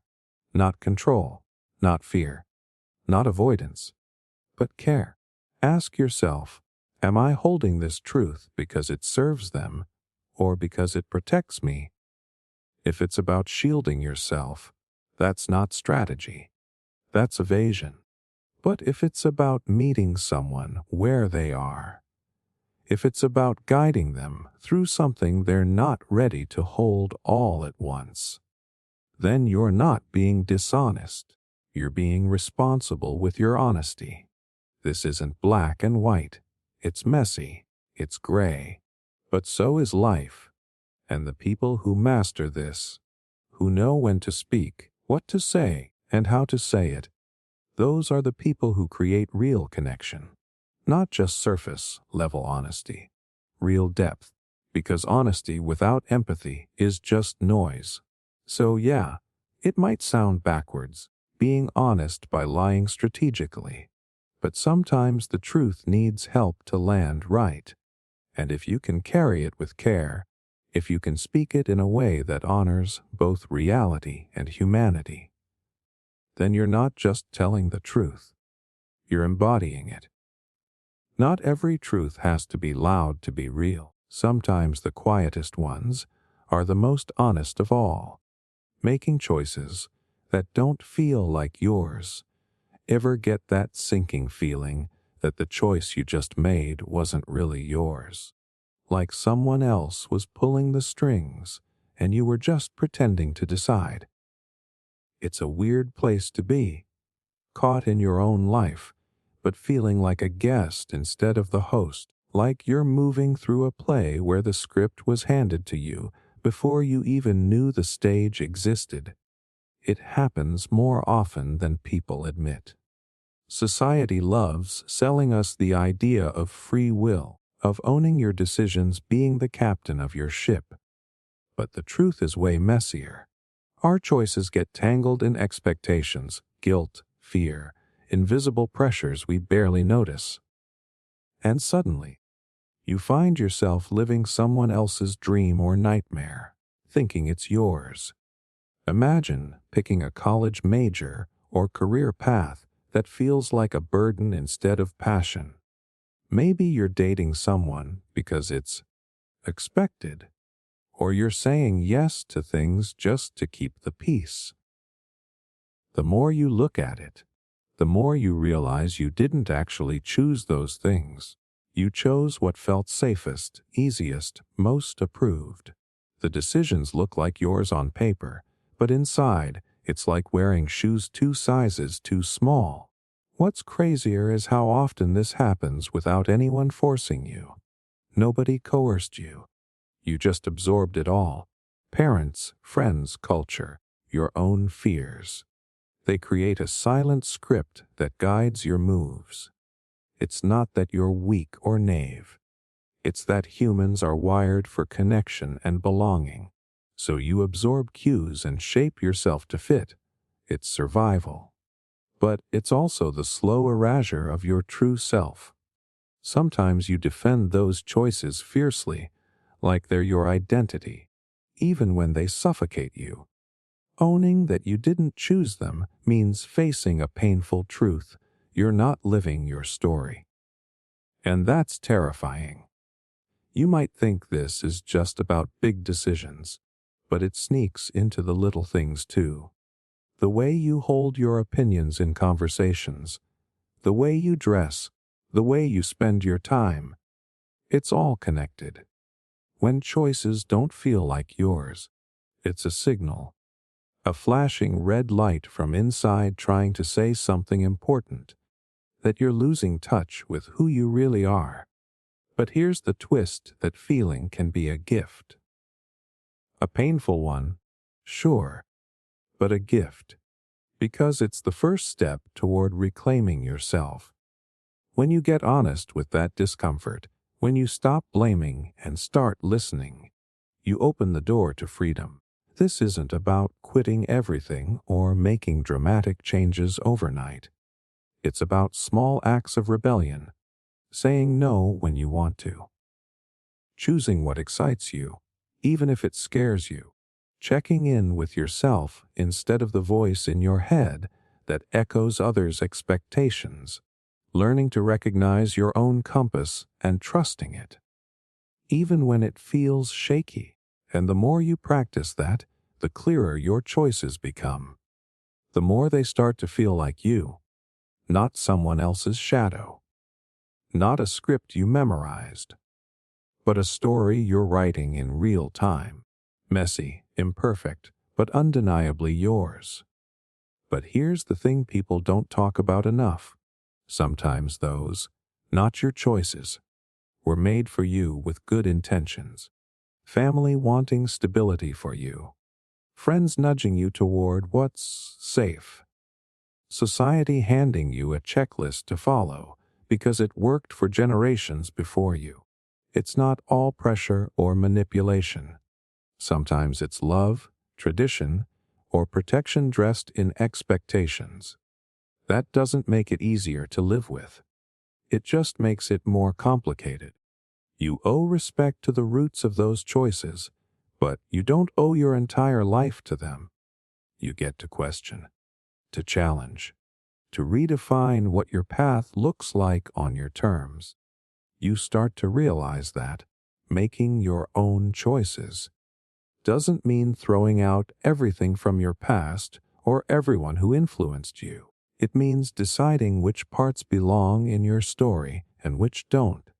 It means carving out space for your voice in a world full of noise. The hardest part, facing the unknown. Because when you choose for yourself, you might stumble, you might fail, you might disappoint. And the fear of that keeps many people locked in the safe but empty script they've always known. But what's the alternative? Staying stuck in someone else's plan and feeling more and more invisible.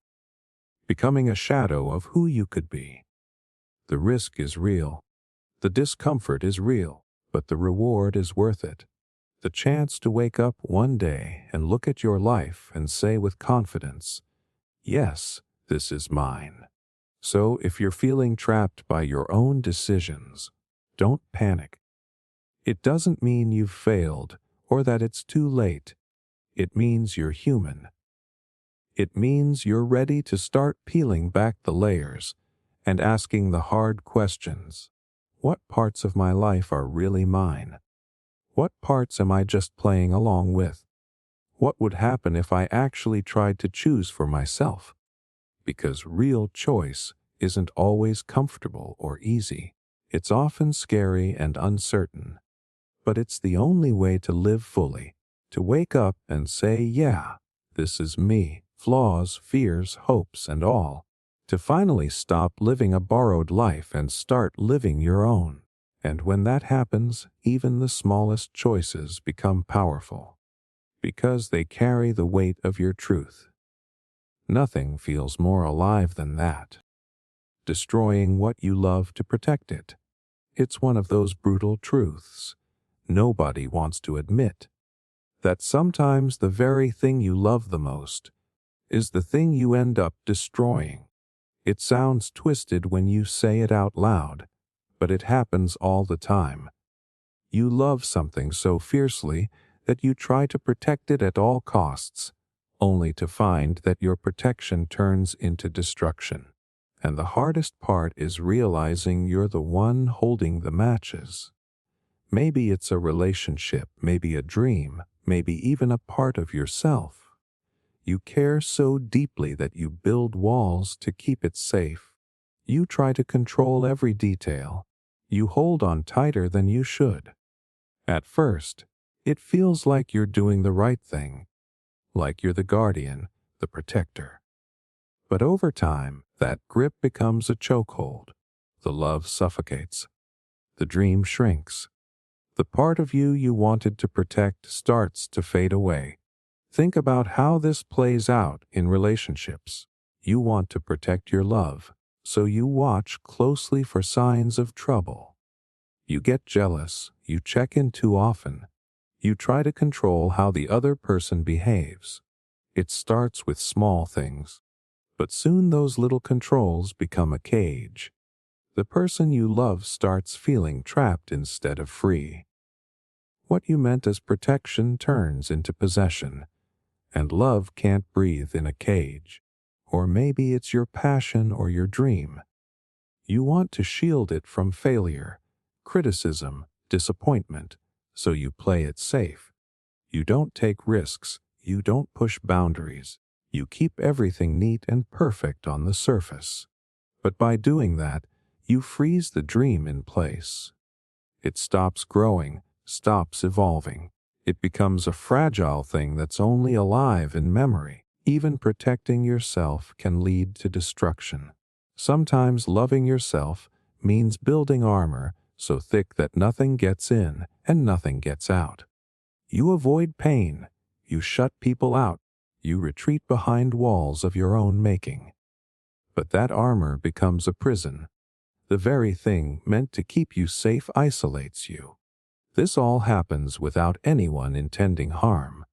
Nobody sits down and plans to destroy what they love. It's the nature of fear and love tangled together. Fear tries to control what it can't handle. Love tries to hold on so tight it loses grip. There's a raw, painful irony in all of this.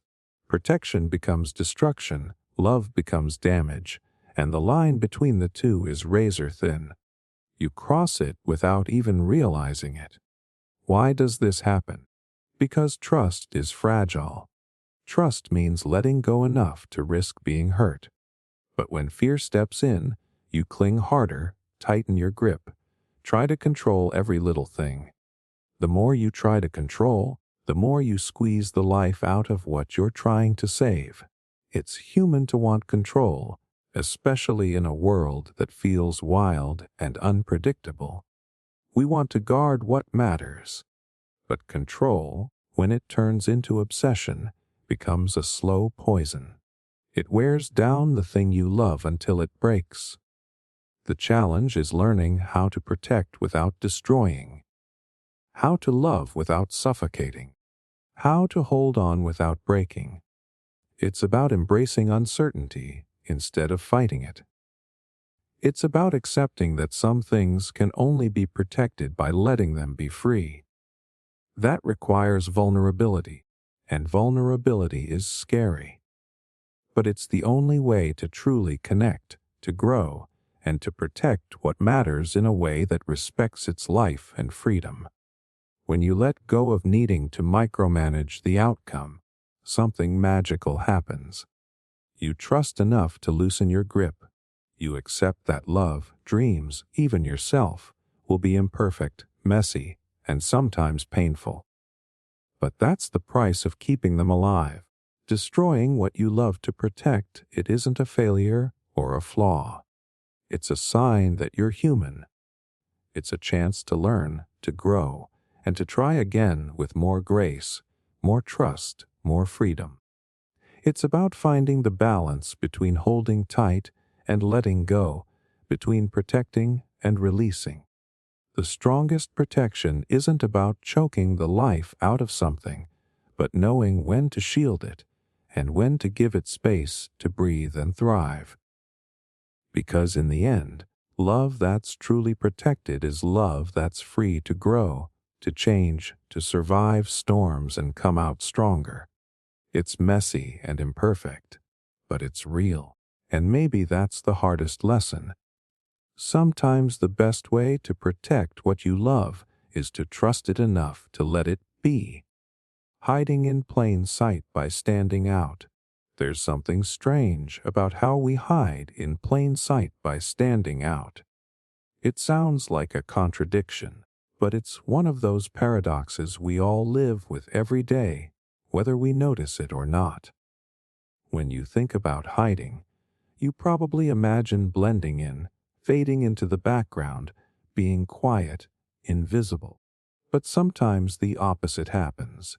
You shout, you wear bright colors, you do everything to make sure everyone notices you, and somehow that's how you disappear. Why? Because when you stand out, people think they know who you are right away. They see the loud clothes, the big personality, the confident laugh, and they assume they've got you all figured out. But they don't. Not really. Underneath all that noise, all that brightness, there's a part of you you're desperately trying to hide. The part that feels scared, broken, or just too complicated to explain. Standing out becomes a shield. It's a way to control the story people tell about you. When you're loud, funny, or bold, no one stops long enough to see the cracks beneath the surface. It's a survival tactic more than anything else. Because the world can be a tough place for the quiet, the sensitive, or the vulnerable. Think about it. How many times have you met someone who seems like they have it all together, but if you look closer, you see the loneliness in their eyes? Or someone who's always the center of attention, but retreats into silence the moment the spotlight fades? Or even yourself, maybe, putting on an act to mask the parts you don't want the world to see. There's an exhausting paradox here, because standing out to hide takes energy. You have to perform constantly, keep the act fresh, keep people entertained or impressed so they don't get curious enough to dig deeper. You build this persona so strong that sometimes even you forget who you really are underneath. And yet, hiding by standing out isn't just about avoiding pain. It's also about power. When you claim the spotlight on your own terms, you create space for yourself in a world that can try to erase or ignore you. You show strength by being visible, by refusing to be invisible. That's why it's so seductive and why so many of us fall into this pattern without realizing it. The irony is that the brighter you shine, the more you protect yourself from vulnerability, but the more fragile that light becomes. If the mask cracks, if you show too much, you risk losing control of your story. So you hold on tighter, keep pushing harder to be noticed, to be understood on your own terms. Social media magnifies this whole dynamic. We curate highlight reels, post images designed to impress, to stand out, while hiding the messiness, the pain, the moments nobody wants to show. We create versions of ourselves that scream for attention and approval, but underneath, there's often fear and loneliness. What if the real strength wasn't in hiding behind the spotlight, but in stepping out from behind it? What if you didn't have to make yourself loud and bright to be safe? What if you could be seen exactly as you are, even the messy, quiet, complicated parts, and still be accepted? That kind of vulnerability is terrifying, no doubt. It's risking rejection, judgment, maybe even heartbreak. But it's also the path to true connection and freedom. Because when you stop hiding behind the noise, you stop living a half life and start living fully. Hiding in plain sight by standing out is a survival mechanism, yes, but it's not where you want to stay forever. It's a stepping stone to learning who you really are and finding people who love you for it. The spotlight can be yours, but not the blinding, distracting kind. It can be the kind that shines gently, revealing all your edges, all your shadows, all your beauty. And that's when you realize the paradox isn't a trap, it's an invitation. To be brave enough to stand out without hiding, to be visible without masks, to be yourself. Not just the version you think the world wants, but the whole messy, glorious you. Being free by accepting limitations. Freedom sounds like this massive, untouchable ideal, something that means breaking every chain, smashing every barrier, escaping every boundary. The very word makes us think of running wild with no rules, no restrictions, no limits. But here's the twist: real freedom often comes when you accept your limits. Yeah, it's crazy to think that being free means understanding what holds you back. But that's the paradox at the heart of it. Imagine trying to run a marathon without knowing your pace or without respecting your body's signals. If you ignore your limits, you're almost guaranteed to crash and burn before you reach the finish line.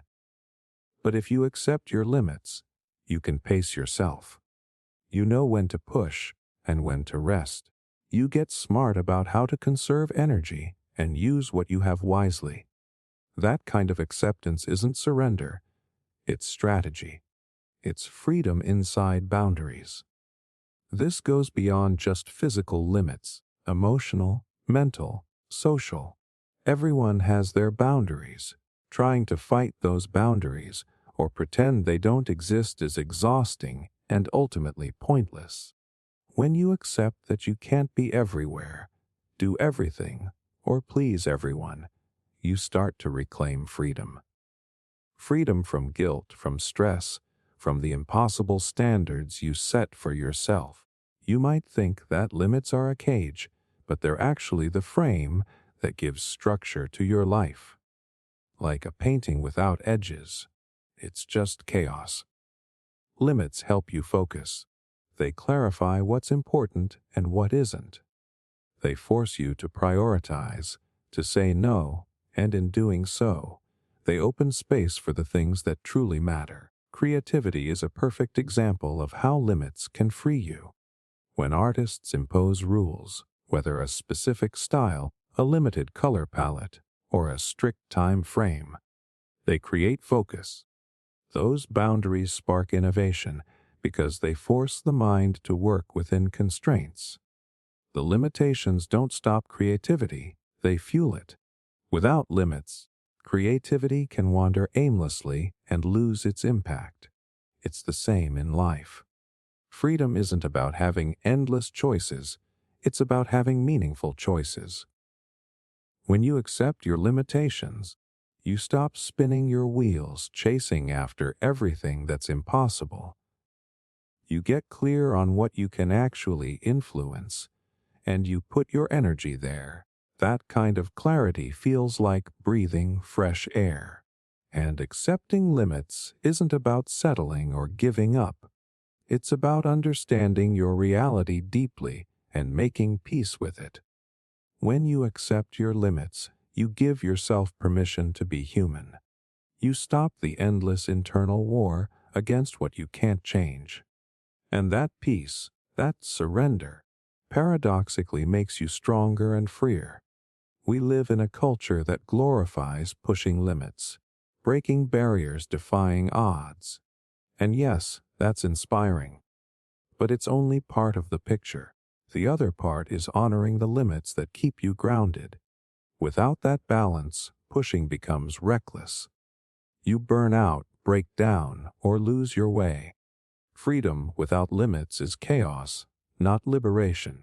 Accepting limitations also teaches humility and compassion, both for yourself and for others.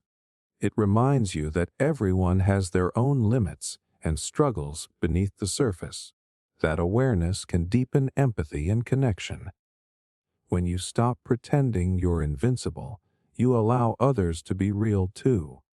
It's not easy to accept limits. The initial feeling is often disappointment, frustration, even grief. It can feel like giving up or losing freedom. But if you stay with that feeling, if you lean into it instead of resisting, you start to see limits in a new light. They become guides, not jailers. Think about the times when accepting a limitation actually opened doors for you. Maybe you had to say no to something you wanted because it wasn't sustainable. Maybe you asked for help when you realized you couldn't do it all. Maybe you chose to focus on one thing instead of 10. Those moments of acceptance created space and energy to do something better. That's the paradox of freedom and limitation. True freedom doesn't come from having no limits, it comes from living fully and meaningfully inside the ones you have. It comes from embracing what's real, not chasing impossible ideals.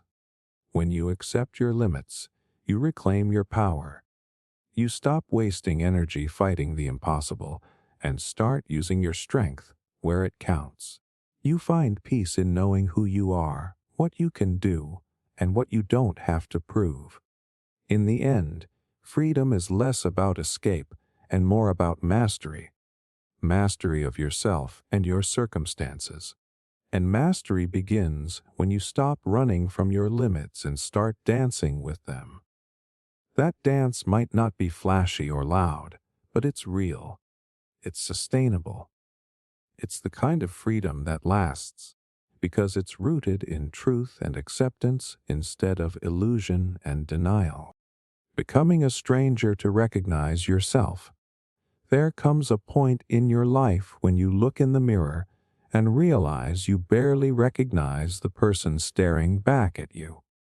Not in a dramatic, movie scene kind of way, but in a quiet, disorienting, almost haunting way. You know your name, you know your habits, you still drink your coffee the same way.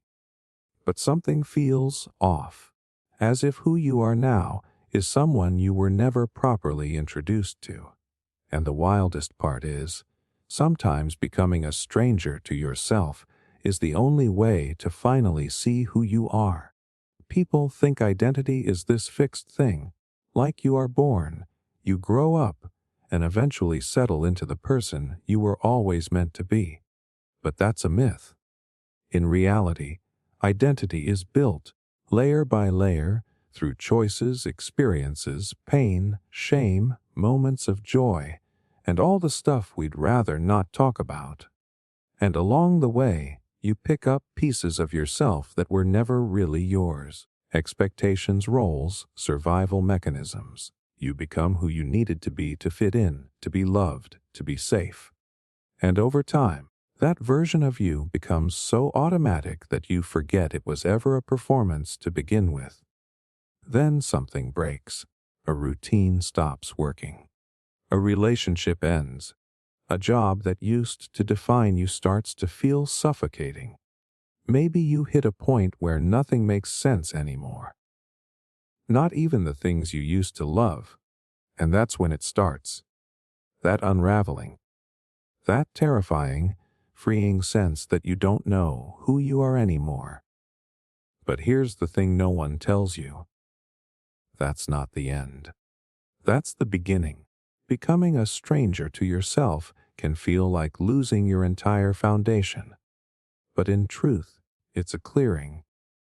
It's the part where the mask slips, the walls fall, and for the first time in a long time, you get to ask the questions you've been too busy or too scared to ask. Who am I without their approval? Who am I without that title, that trauma, that story I keep telling myself?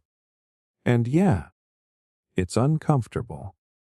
It's raw.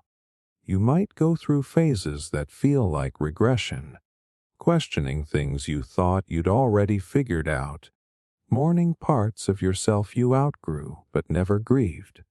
You might even miss the person you were, not because they were true, but because they were predictable. They made sense. They kept things familiar. But familiar doesn't always mean right. And being unknown to yourself is not failure. It is the doorway to transformation. When you become a stranger to who you thought you were, you gain space to see yourself more clearly. You stop performing and start listening. You notice patterns, compulsions, even dreams that you had buried under the noise. You realize some of the values you lived by were never yours to begin with. They were handed to you by parents, teachers, culture, and you wore them like they were part of your skin, but they were always just clothes. And now, finally, you get to take them off. And the recognition, it doesn't come in some lightning bolt revelation. It's subtle. It's in the way you start responding instead of reacting. In the way your body feels less tense when you make a choice that aligns. In the moments where you catch yourself smiling and realize it's real this time, not polite, not forced, just pure. You begin to notice the difference between who you've been pretending to be and who you are when no one is watching. And that's when something clicks. You're not building a new identity out of nothing. You're uncovering one that's been there all along, waiting for the noise to die down. But don't mistake this for a one-time event. Self-recognition isn't a final destination. It's a practice, a constant checking in. Because the truth is, we outgrow ourselves many times in one lifetime. And that's okay. That's not instability. That's evolution. Sometimes, to know yourself, you have to lose yourself. On purpose. You have to walk into the unknown, not because it's comfortable, but because staying the same is no longer an option. You have to be willing to feel like a stranger in your own skin to find the version of you that feels like home. And that version, it may not be louder, it may not be more impressive, but it will be real. And real is where the peace lives. Real is where the clarity begins. Real is where you stop chasing identity and start embodying it. So if you're in that space now, the in-between, the uncertain, the unrecognizable. Let it happen. Let yourself be a stranger. Let it all fall apart. Because on the other side of all that unraveling, there's someone waiting for you. Someone more true than any version you've ever been. Someone that feels less like a performance and more like a return. Wanting to be seen while staying hidden. There's this quiet battle happening inside so many people. A craving to be seen, really seen, while simultaneously doing everything possible not to be. And it sounds impossible, right? Wanting attention but avoiding the spotlight. Wanting connection but never letting anyone get close enough to actually know you. But it's real. It's messy. And it's something more people live with than you'd ever guess. It starts with this inner voice.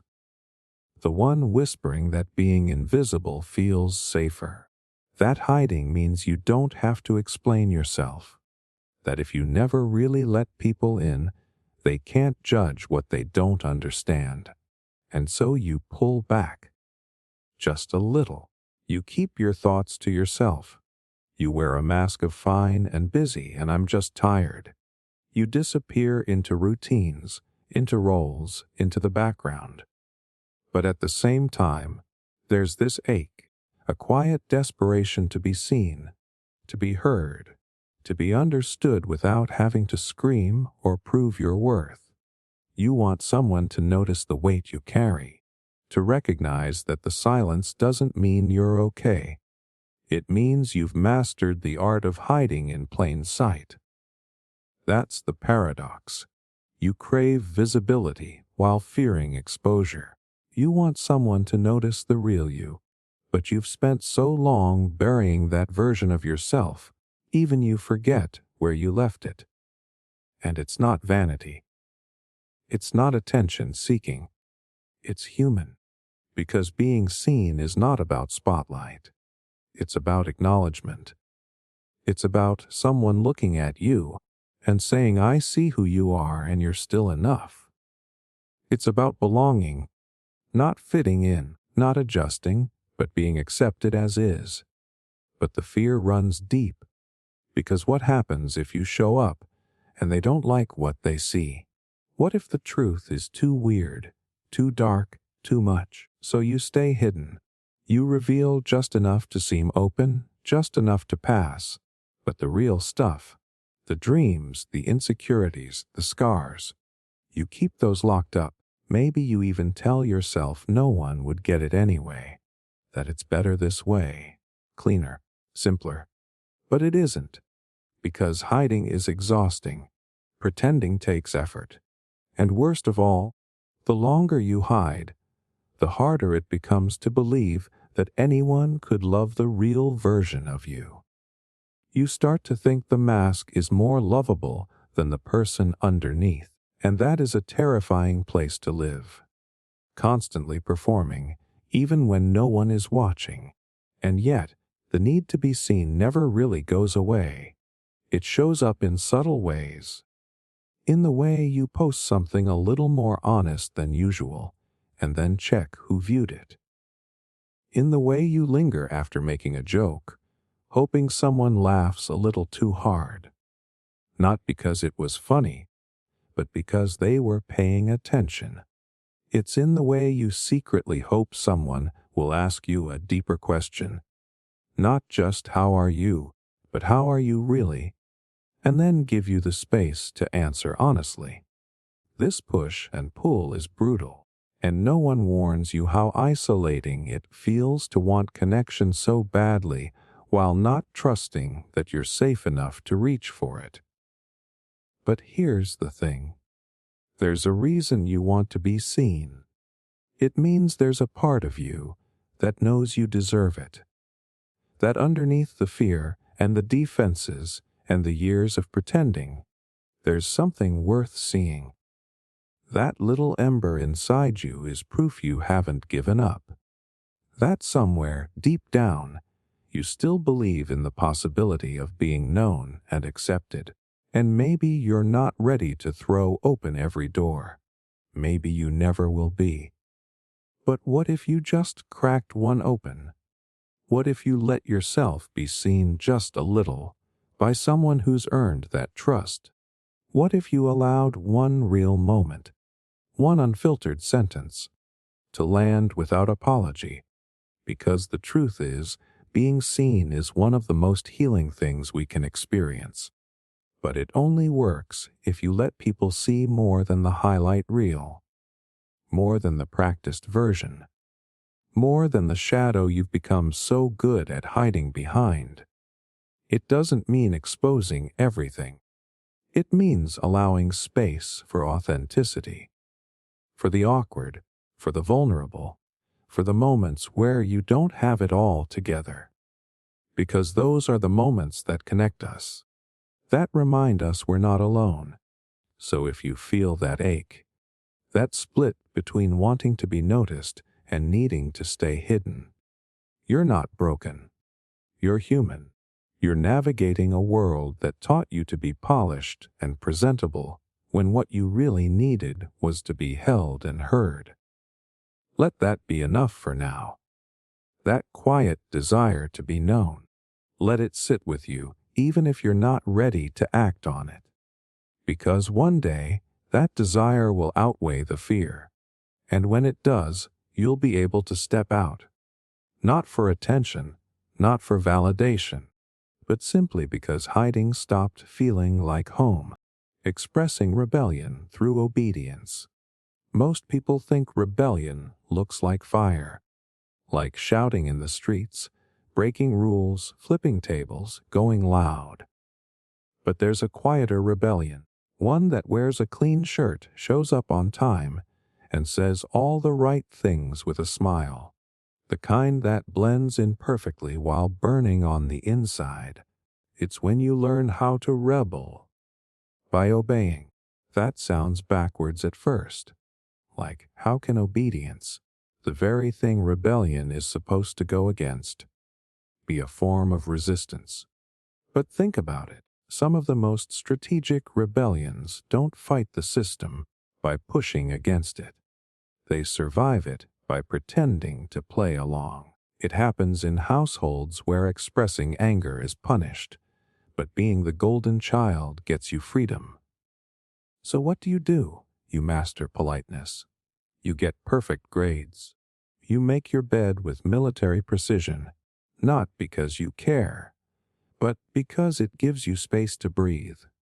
It earns you room to exist without being questioned. It happens in schools where questioning the rules gets you labeled as difficult, but following them to the letter lets you move undetected. So you follow, you nod. You say yes, sir, and yes, mom. You wear the uniform, do the work, and earn their approval. Not because you believe in the system, but because it's the only way to escape it. And it happens in cultures, in jobs, in relationships, where outward obedience is used as camouflage, where you follow the script on the outside while building a completely different story in your head, a private world, a secret identity. This isn't passive. It's calculated.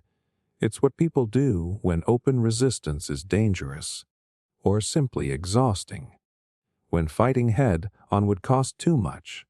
So instead, you play the game.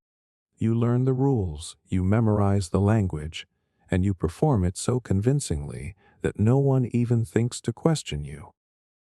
But inside, you know exactly what you're doing. Every yes becomes a maybe. Every smile is laced with subtext. Every step in line is a placeholder until you can walk your own path. And that kind of rebellion, the quiet kind, the hidden kind, takes a different kind of strength, because it's not about making noise. It's about making moves. It's easy to judge this from the outside.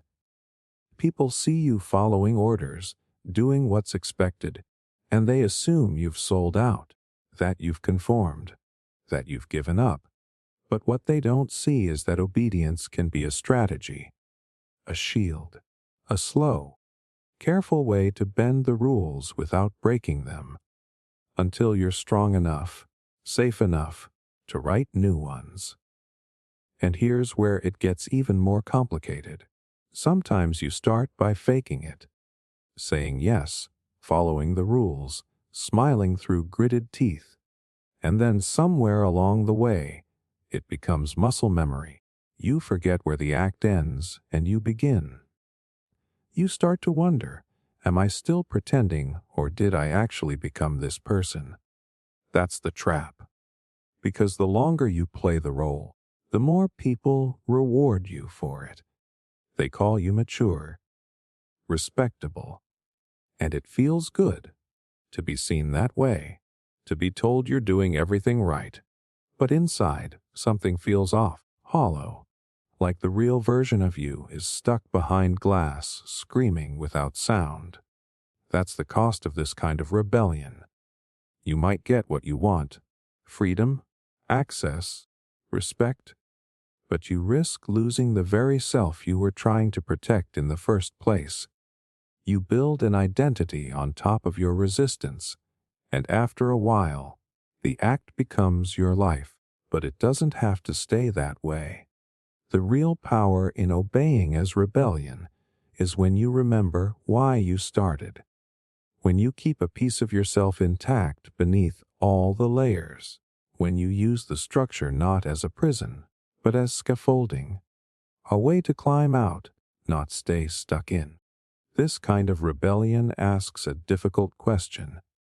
Are you being obedient because you believe in what you're doing, or because it lets you hide your defiance in plain sight?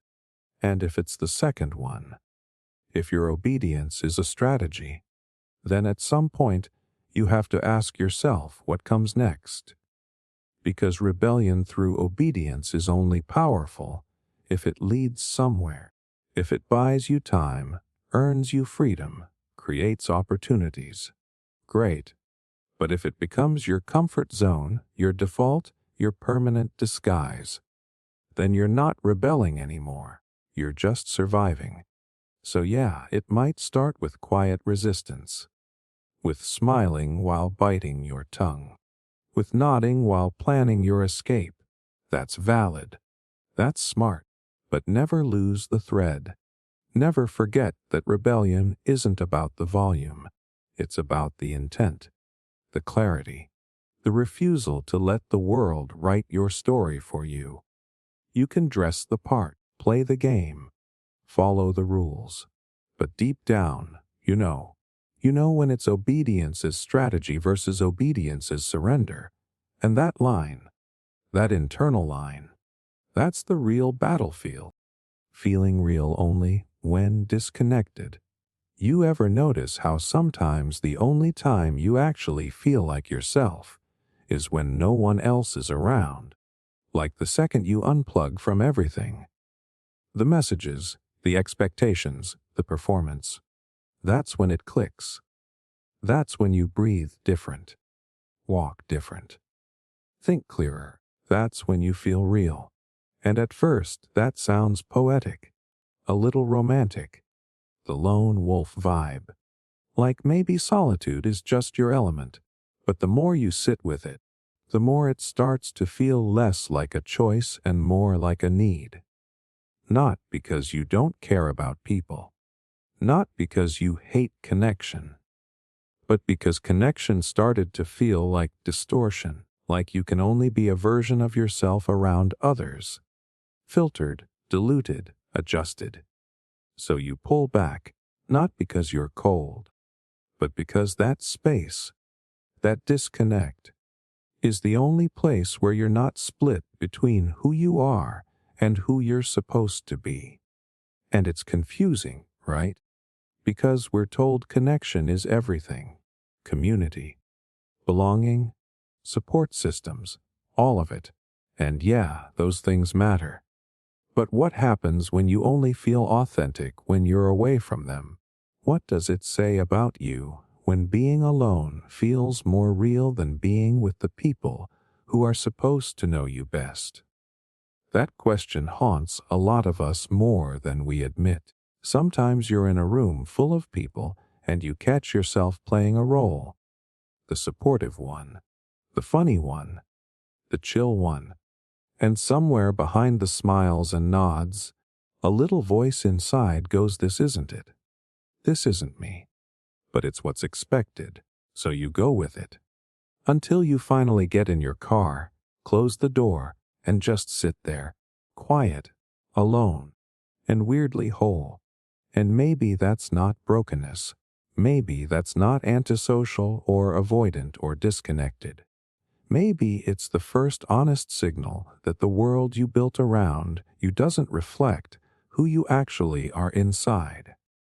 Because let's be real, a lot of us were never taught how to connect as ourselves. We were taught how to connect as who people wanted us to be. Smile more. Don't be too intense. Tone it down. Be easier to digest. So we adapted. We learned how to shrink the parts that were too loud. We turned down the volume on our realness until it became background noise. And then suddenly, silence, solitude, starts to feel like home. Not because you're escaping the world, but because it's the only place you're not pretending. That's the part people don't get. Feeling real only when you're disconnected isn't about wanting to be isolated. It's about craving a version of yourself that hasn't been edited by the eyes of others. But here's the twist. The longer you live in that disconnect, the harder it gets to bridge the gap. You get so used to feeling real when you're alone that being with people starts to feel like disappearing. Like you're back on stage, back in costume. So you start saying no to calls, to plans, to anything that might pull you back into the version of yourself you don't quite believe in anymore. And it works for a while.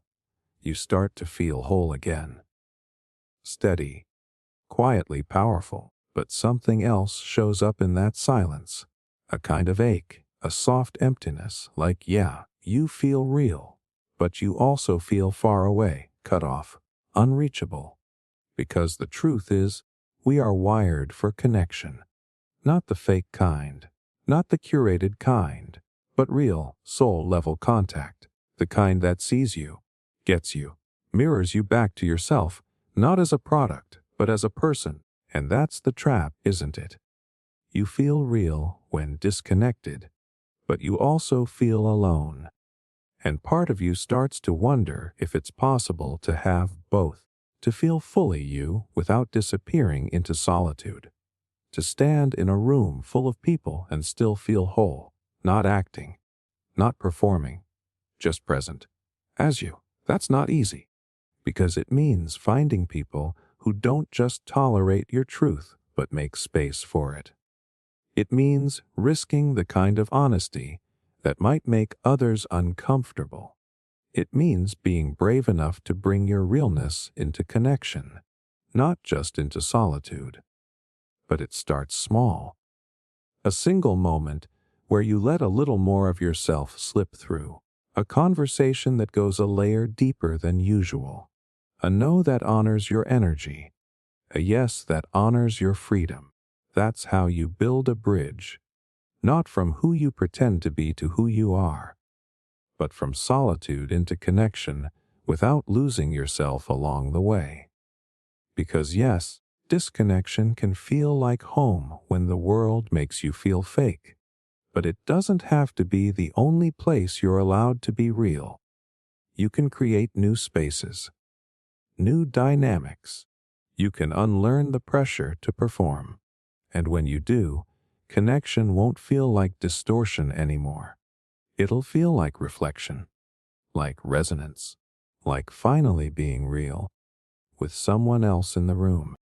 Finding purpose in meaninglessness, it hits you in the quiet moments, when everything slows down and there's no distraction left to cover it up. That creeping question that doesn't shout but gnaws from the inside out. What's the point? You wake up, do the routine, chase the goal, maybe even hit the milestone. and yet it feels flat, like the colors are slightly off, like you're watching life through a pane of glass, close enough to see it, far enough not to feel it. There's food in the fridge, people who care, a roof over your head. But still, that hollow hum won't stop echoing. Something's missing. And then comes the real gut punch. Maybe nothing actually means anything. Maybe all of this, the hustle, the heartbreak, the hope, maybe it's just noise. A beautiful, glittering illusion wrapped around a void. You wouldn't be the first to think that. Existential dread is an old companion of anyone who's ever sat still long enough to ask real questions. But here's where things twist. What if meaninglessness isn't the enemy? What if it's the beginning?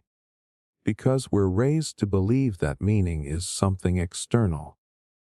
Like it's hiding out there somewhere, waiting to be found.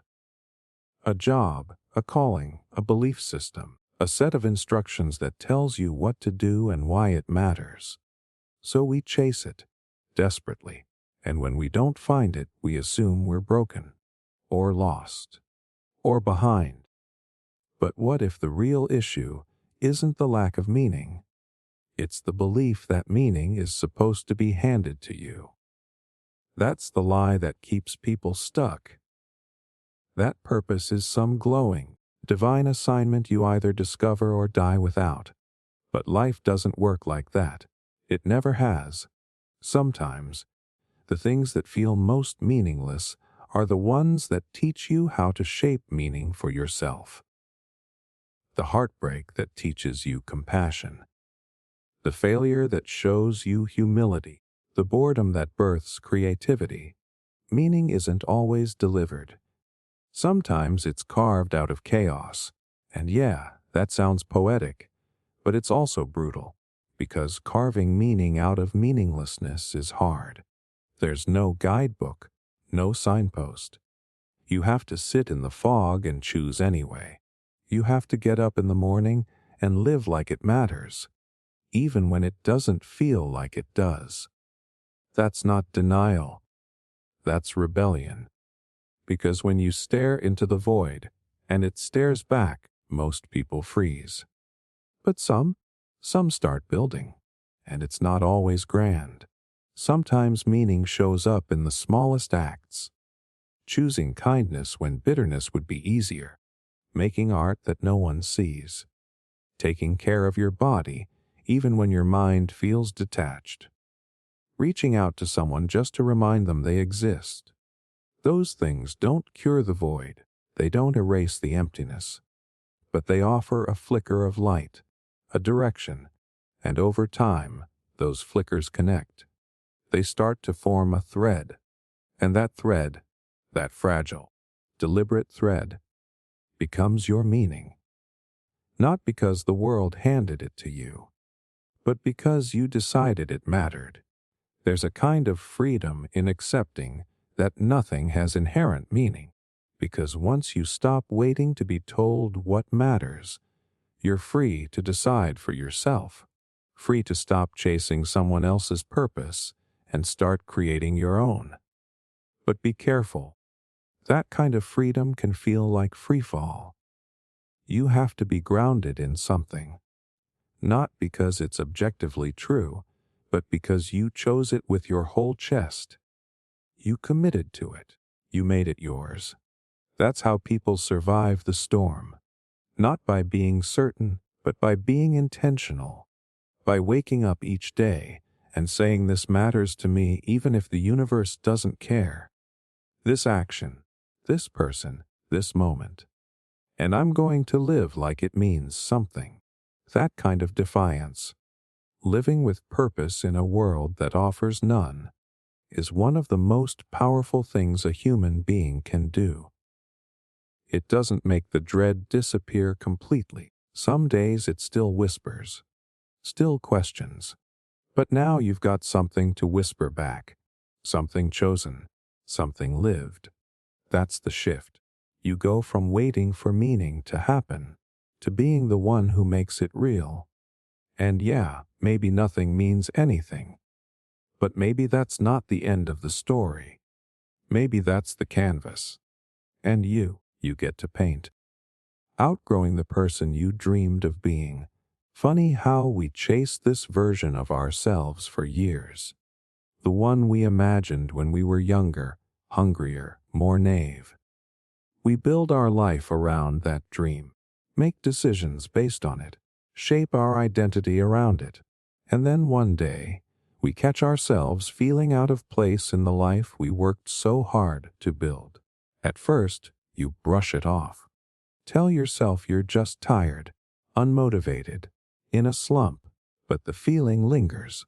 It creeps into your mornings, follows you into conversations, sits next to you in silence. This quiet but persistent voice whispering something no one ever prepares you for. You've outgrown the person you dreamed of being. That realization doesn't hit like a thunderclap. It hits like a slow tide. Subtle, uncomfortable. It makes you question everything. Because how can you let go of a version of yourself you spent years becoming? See, we don't just dream of futures. We attach meaning to them. We tell ourselves that becoming that person will finally make us feel fulfilled, happy, complete. And in chasing that dream, we forget to check if the dream is still ours, or if it ever really was. Because let's be honest, a lot of the goals we cling to were born from survival, not alignment. We wanted approval, belonging, safety, recognition. So we crafted this idea of who we needed to become to get it. And it worked. For a while.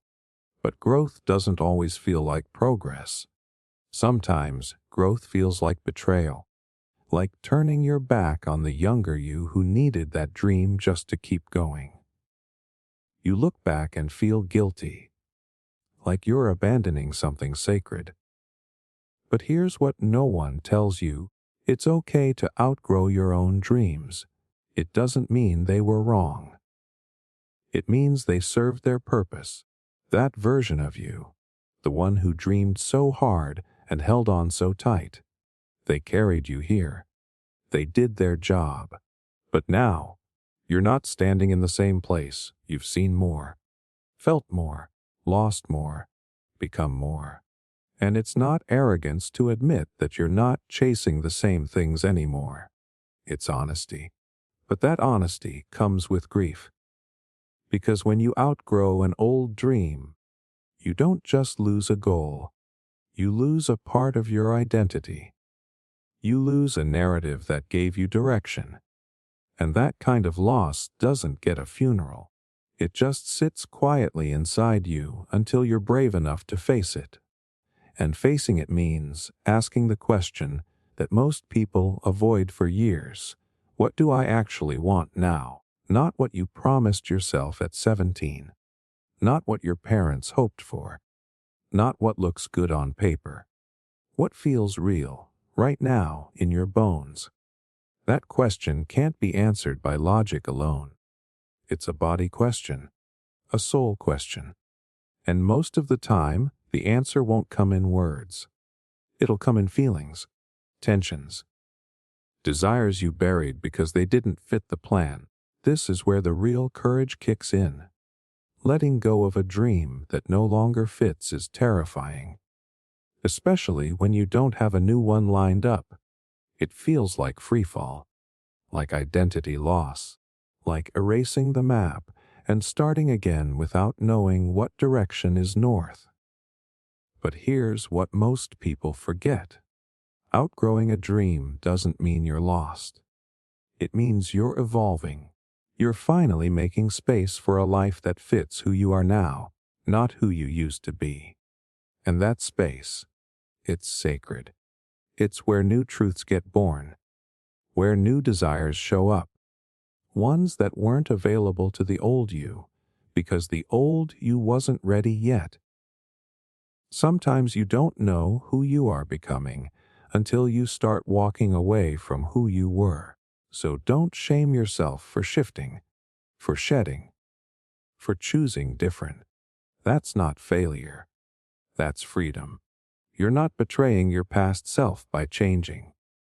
You're honoring them by continuing to grow. They got you here. And now it's your turn to take the next step. Not based on obligation, but alignment. And maybe you don't have the full picture yet. Maybe you're still in the in-between. That's okay. That's where transformation actually happens. Not in the moment of decision, but in the space after. When you're rebuilding, reimagining, redefining. You don't owe anyone, not even your past self, the version of your life that no longer fits. What you owe is truth, presence, growth. Because sometimes the bravest thing you'll ever do is walk away from the future you thought would save you and build something real in its place. Being watched and watching yourself. You ever catch your own reflection when you weren't expecting it? Not just in a mirror, but in a moment. Like watching yourself laugh just a little too loud at a party, or hearing your voice say something and thinking, wait, that didn't sound like me. That split second where you step outside yourself, as if you're both the actor and the audience all at once. It's not just weird, it's unsettling. Because deep down, we know we're not just living, we're performing. At least a little. We live in a world where being watched is constant. Cameras, comments, notifications. They all whisper the same thing: someone might be watching. And so we start watching ourselves, pre-editing our reactions, curating our expressions, composing our emotions to match what we think is acceptable, likable, safe. Even when nobody's there, we still feel the invisible gaze, like we've internalized the audience. It becomes a reflex. Smile a little more here. Sound smarter there. Don't show that. Don't feel this. It's like carrying around a mental mirror, angled just right so we can constantly check how we're coming off. And the scary part is, we think that's normal. But this isn't just about social media. It goes deeper. It's a mental posture. This subtle pressure to live your life like it's always being reviewed. Like you're both the main character and the director, the performer and the critic. And over time, that duality starts to mess with your sense of self. Because who are you when no one's watching? And do you even trust that version of yourself? Here's where it gets even trickier. The moment you become aware of being watched, even if only by your own mind, you change. There's an actual psychological phenomenon for this. It's called the observer effect, not just in physics, but in human behavior. The simple act of being observed changes the thing being observed. You act differently when you know eyes are on you. And the weirdest part is, sometimes those eyes are your own. That voice in your head, the one that watches you from the sidelines, it's not neutral. It judges. It compares. It critiques. It turns your life into a kind of theater, where even your most personal choices are influenced by how they might look to someone else. Even if that someone else is just a version of you who is harder to please. And it's exhausting. You start to live your life like a loop of rehearsals, always checking yourself, always adjusting, but rarely asking, do I even want to be this person? Or am I just playing a role that's been rewarded enough times that I forgot how to stop? Because here's what no one says out loud: being seen can feel good. It can feel validating, but it can also trap you. The moment people start expecting something from you, the smart one, the funny one, the strong one, you start shrinking to fit their gaze. And worst of all, you might start believing the performance is you. But you are not just the version of yourself other people can observe. And you're not just the voice that watches from within. either. You are the space in between. The flickers that don't fit neatly into any category. The awkward, beautiful, messy human that exists before the camera starts rolling and after the lights go out. And there's power in noticing that. In realizing that the self you perform is not the self you are. It's a layer, a costume. Not a lie necessarily, but a filter. A way of surviving a world that constantly demands you to be legible. But survival is not the same as living. There comes a moment where you have to ask, do I want to keep performing for people who aren't even in the room anymore? Friends who drifted, parents who judged, teachers who doubted, strangers who scrolled past. These people live in your mind like ghosts, but they don't live your life. You do. And maybe the real freedom is learning how to live without an audience, to walk through the world without constantly checking your own reflection, to be alone and still feel whole, to do something, not because it looks good, not because it makes sense, but because it feels true, even if nobody else ever sees it. That's not ego. That's selfhood. And yeah, maybe you'll always feel a little split. Part of you watching, part of you being. That's okay. Awareness isn't the enemy. But awareness without compassion, that's the trap. Because the goal isn't to silence the inner observer. It's to soften it, to let it watch without controlling, to let it witness without shaming. That's when you stop performing and start participating, fully, freely, present. So the next time you catch yourself watching yourself, ask gently, am I safe to be who I am right now, without rehearsing it? That's the beginning, not of a performance, but of a life, experiencing time without movement. There are moments that feel like time is passing, but you aren't. Like the world is turning, the seasons are shifting, the clock keeps ticking. But inside you, nothing is really changing.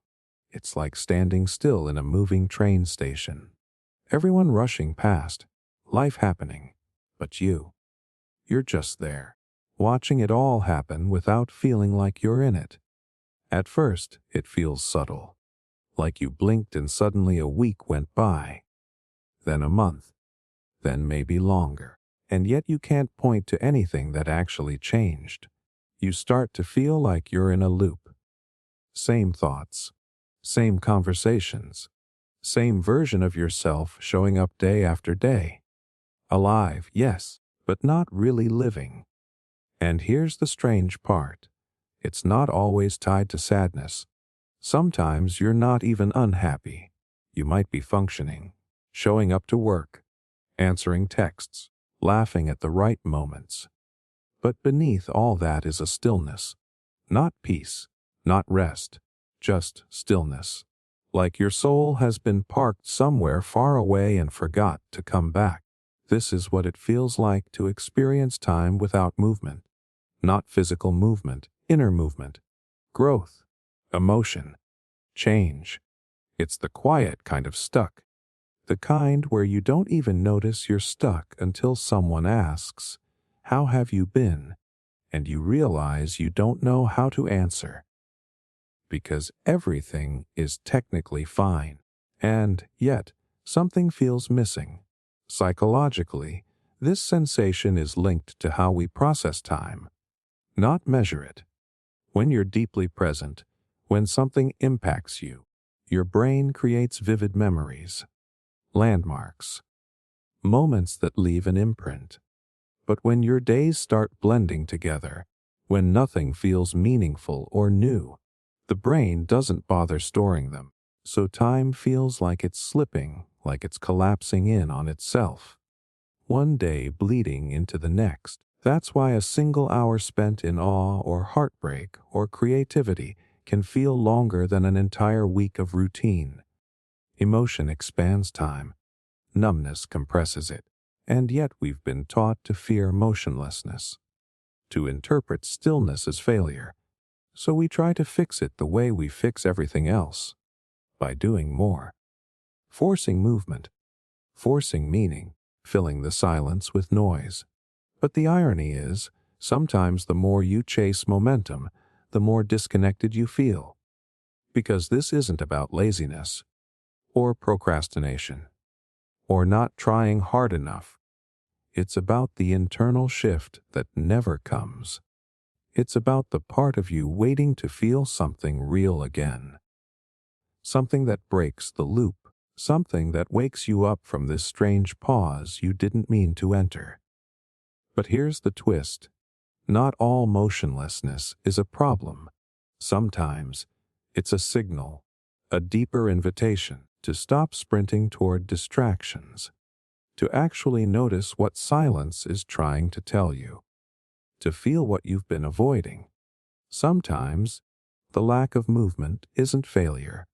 It's the preparation before a turning point, the inhale before the scream, the soil resting before new roots take hold. But to access that, you have to stop labeling your stillness as wrong. You have to stop comparing your timeline to someone else's highlight reel.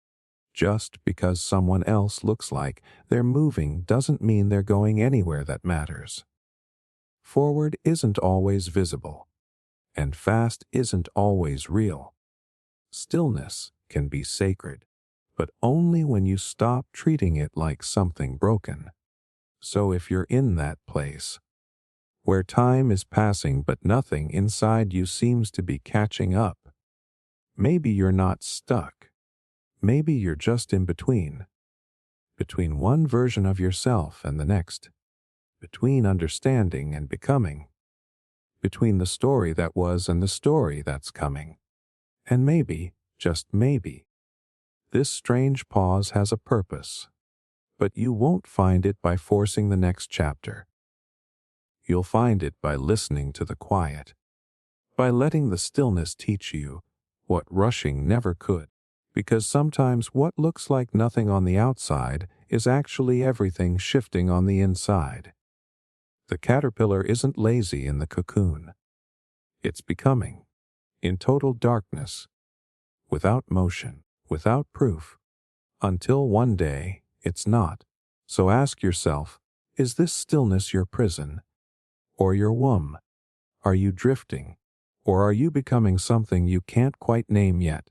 Time doesn't need your permission to move, but meaning does. And maybe that's your invitation now, not to chase momentum, but to tune into the movement already happening within. However quiet, however slow, because when it finally clicks, when that invisible shift happens, you'll look back and realize something profound. You weren't still. You were being rewritten, becoming less human to understand humanity.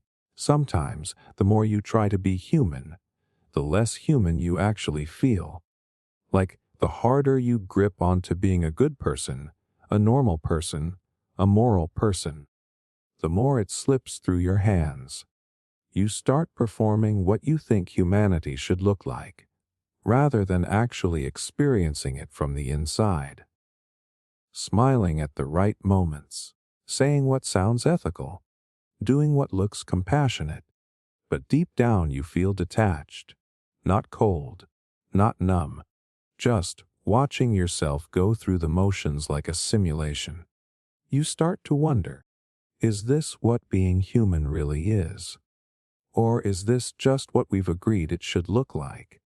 And it gets weirder when you pull away from the noise, when you isolate, when you strip away the need to impress, to belong, to be accepted, and you realize in that stripped down space that a part of you feels more awake than it has in a long time.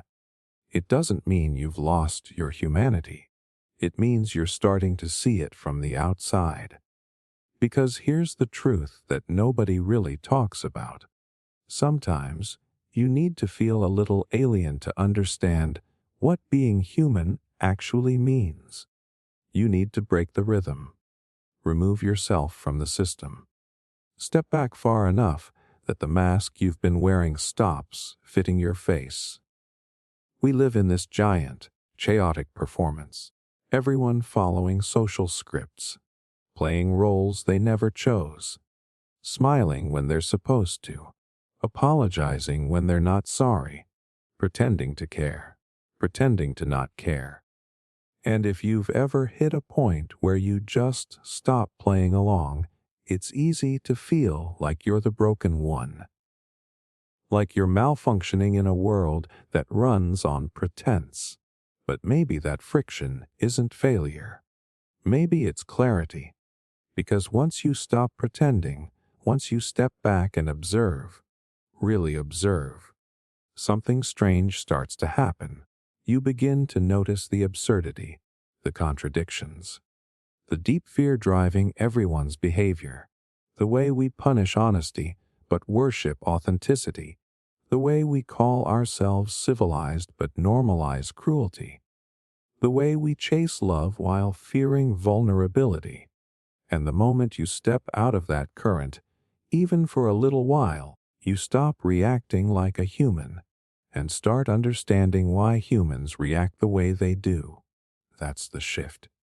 It's not about becoming cold or robotic.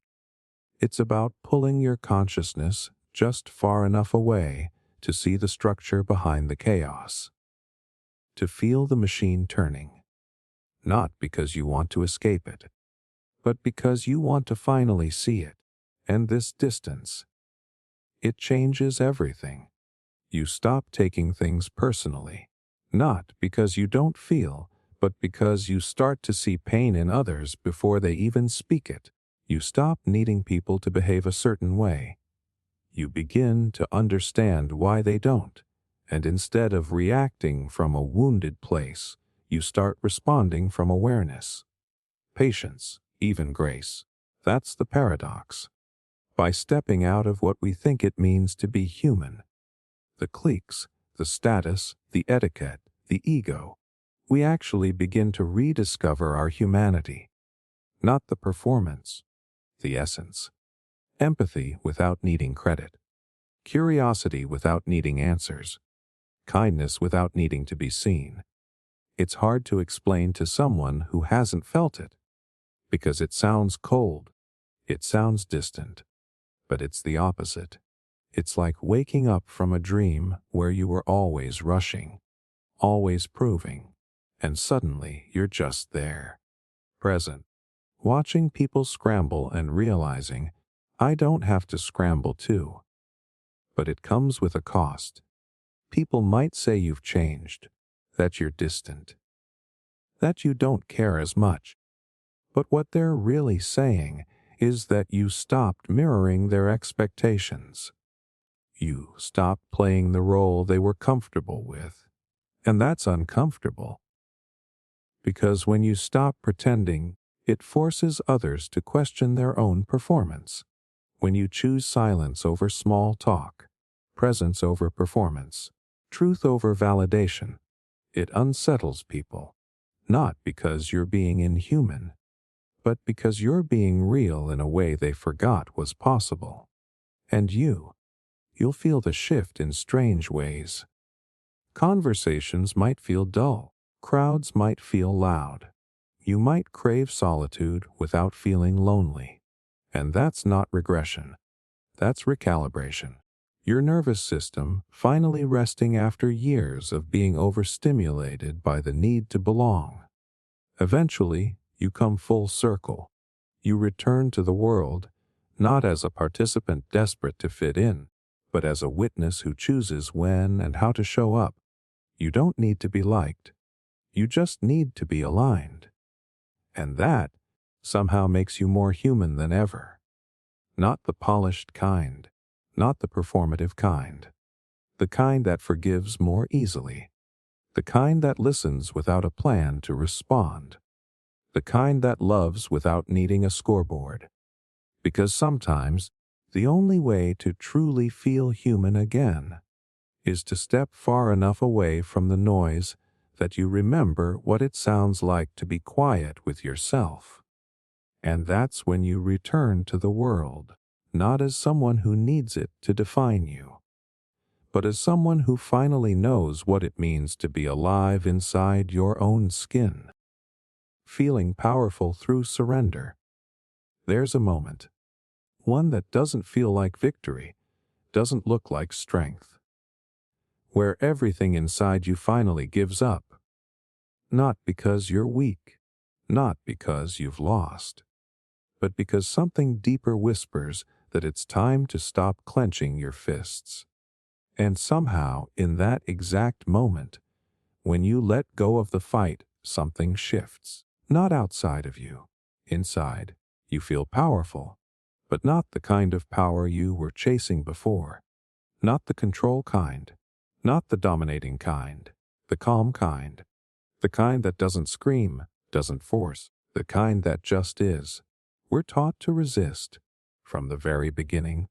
Push harder. Try again. Never give up. The world rewards the ones who hold on, who outlast the pain, who climb through fire. And yeah, there's something noble about that. But what nobody teaches you is that there's a completely different kind of strength, one that doesn't come from resistance, but from release. And it's terrifying, because surrender feels like death, the death of your plan, the death of your control, the death of the version of you who thought they had to carry the whole world to be worthy of existing in it. We fight so hard not to let go. We believe surrender means settling, weakness, failure. But what if that's the lie? What if real strength isn't in gripping tighter, but in knowing when to stop trying to bend the world to your will? Think about this: a tree doesn't fight the wind. It bends with it. The ocean doesn't panic when the tide shifts. It just moves.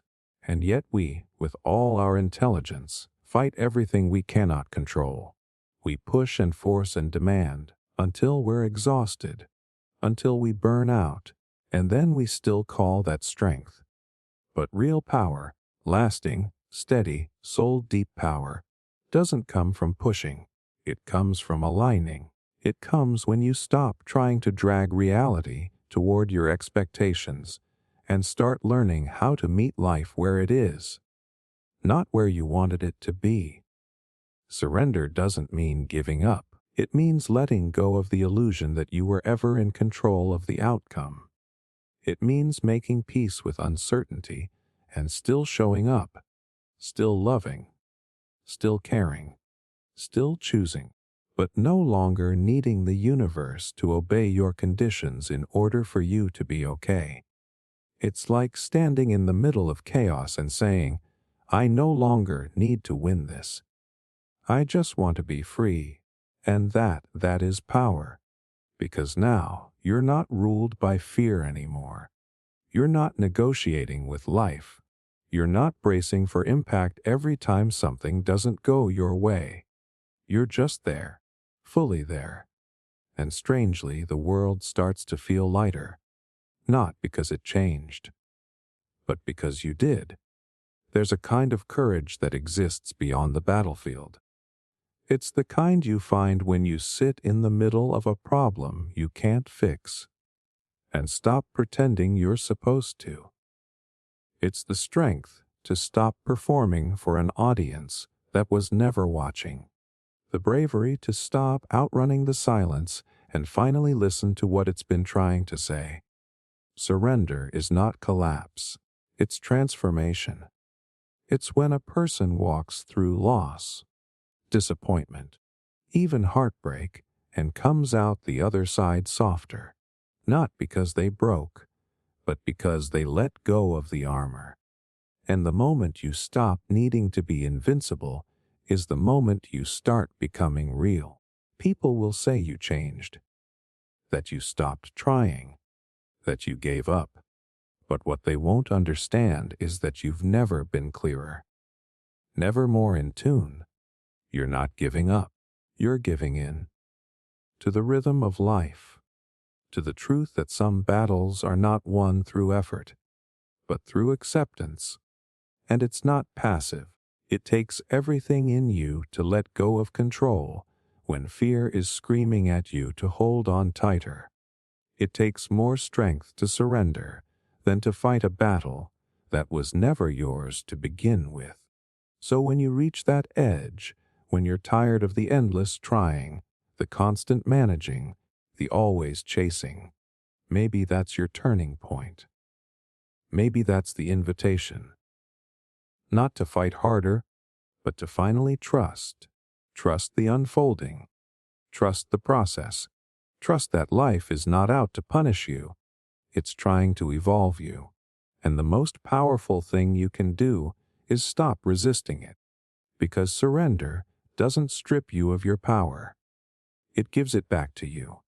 It reminds you that peace is not the absence of challenge. It's the presence of clarity. That control was never safety. It was just fear in disguise. And that may be the bravest thing you'll ever do, is let the world be what it is, and love yourself anyway.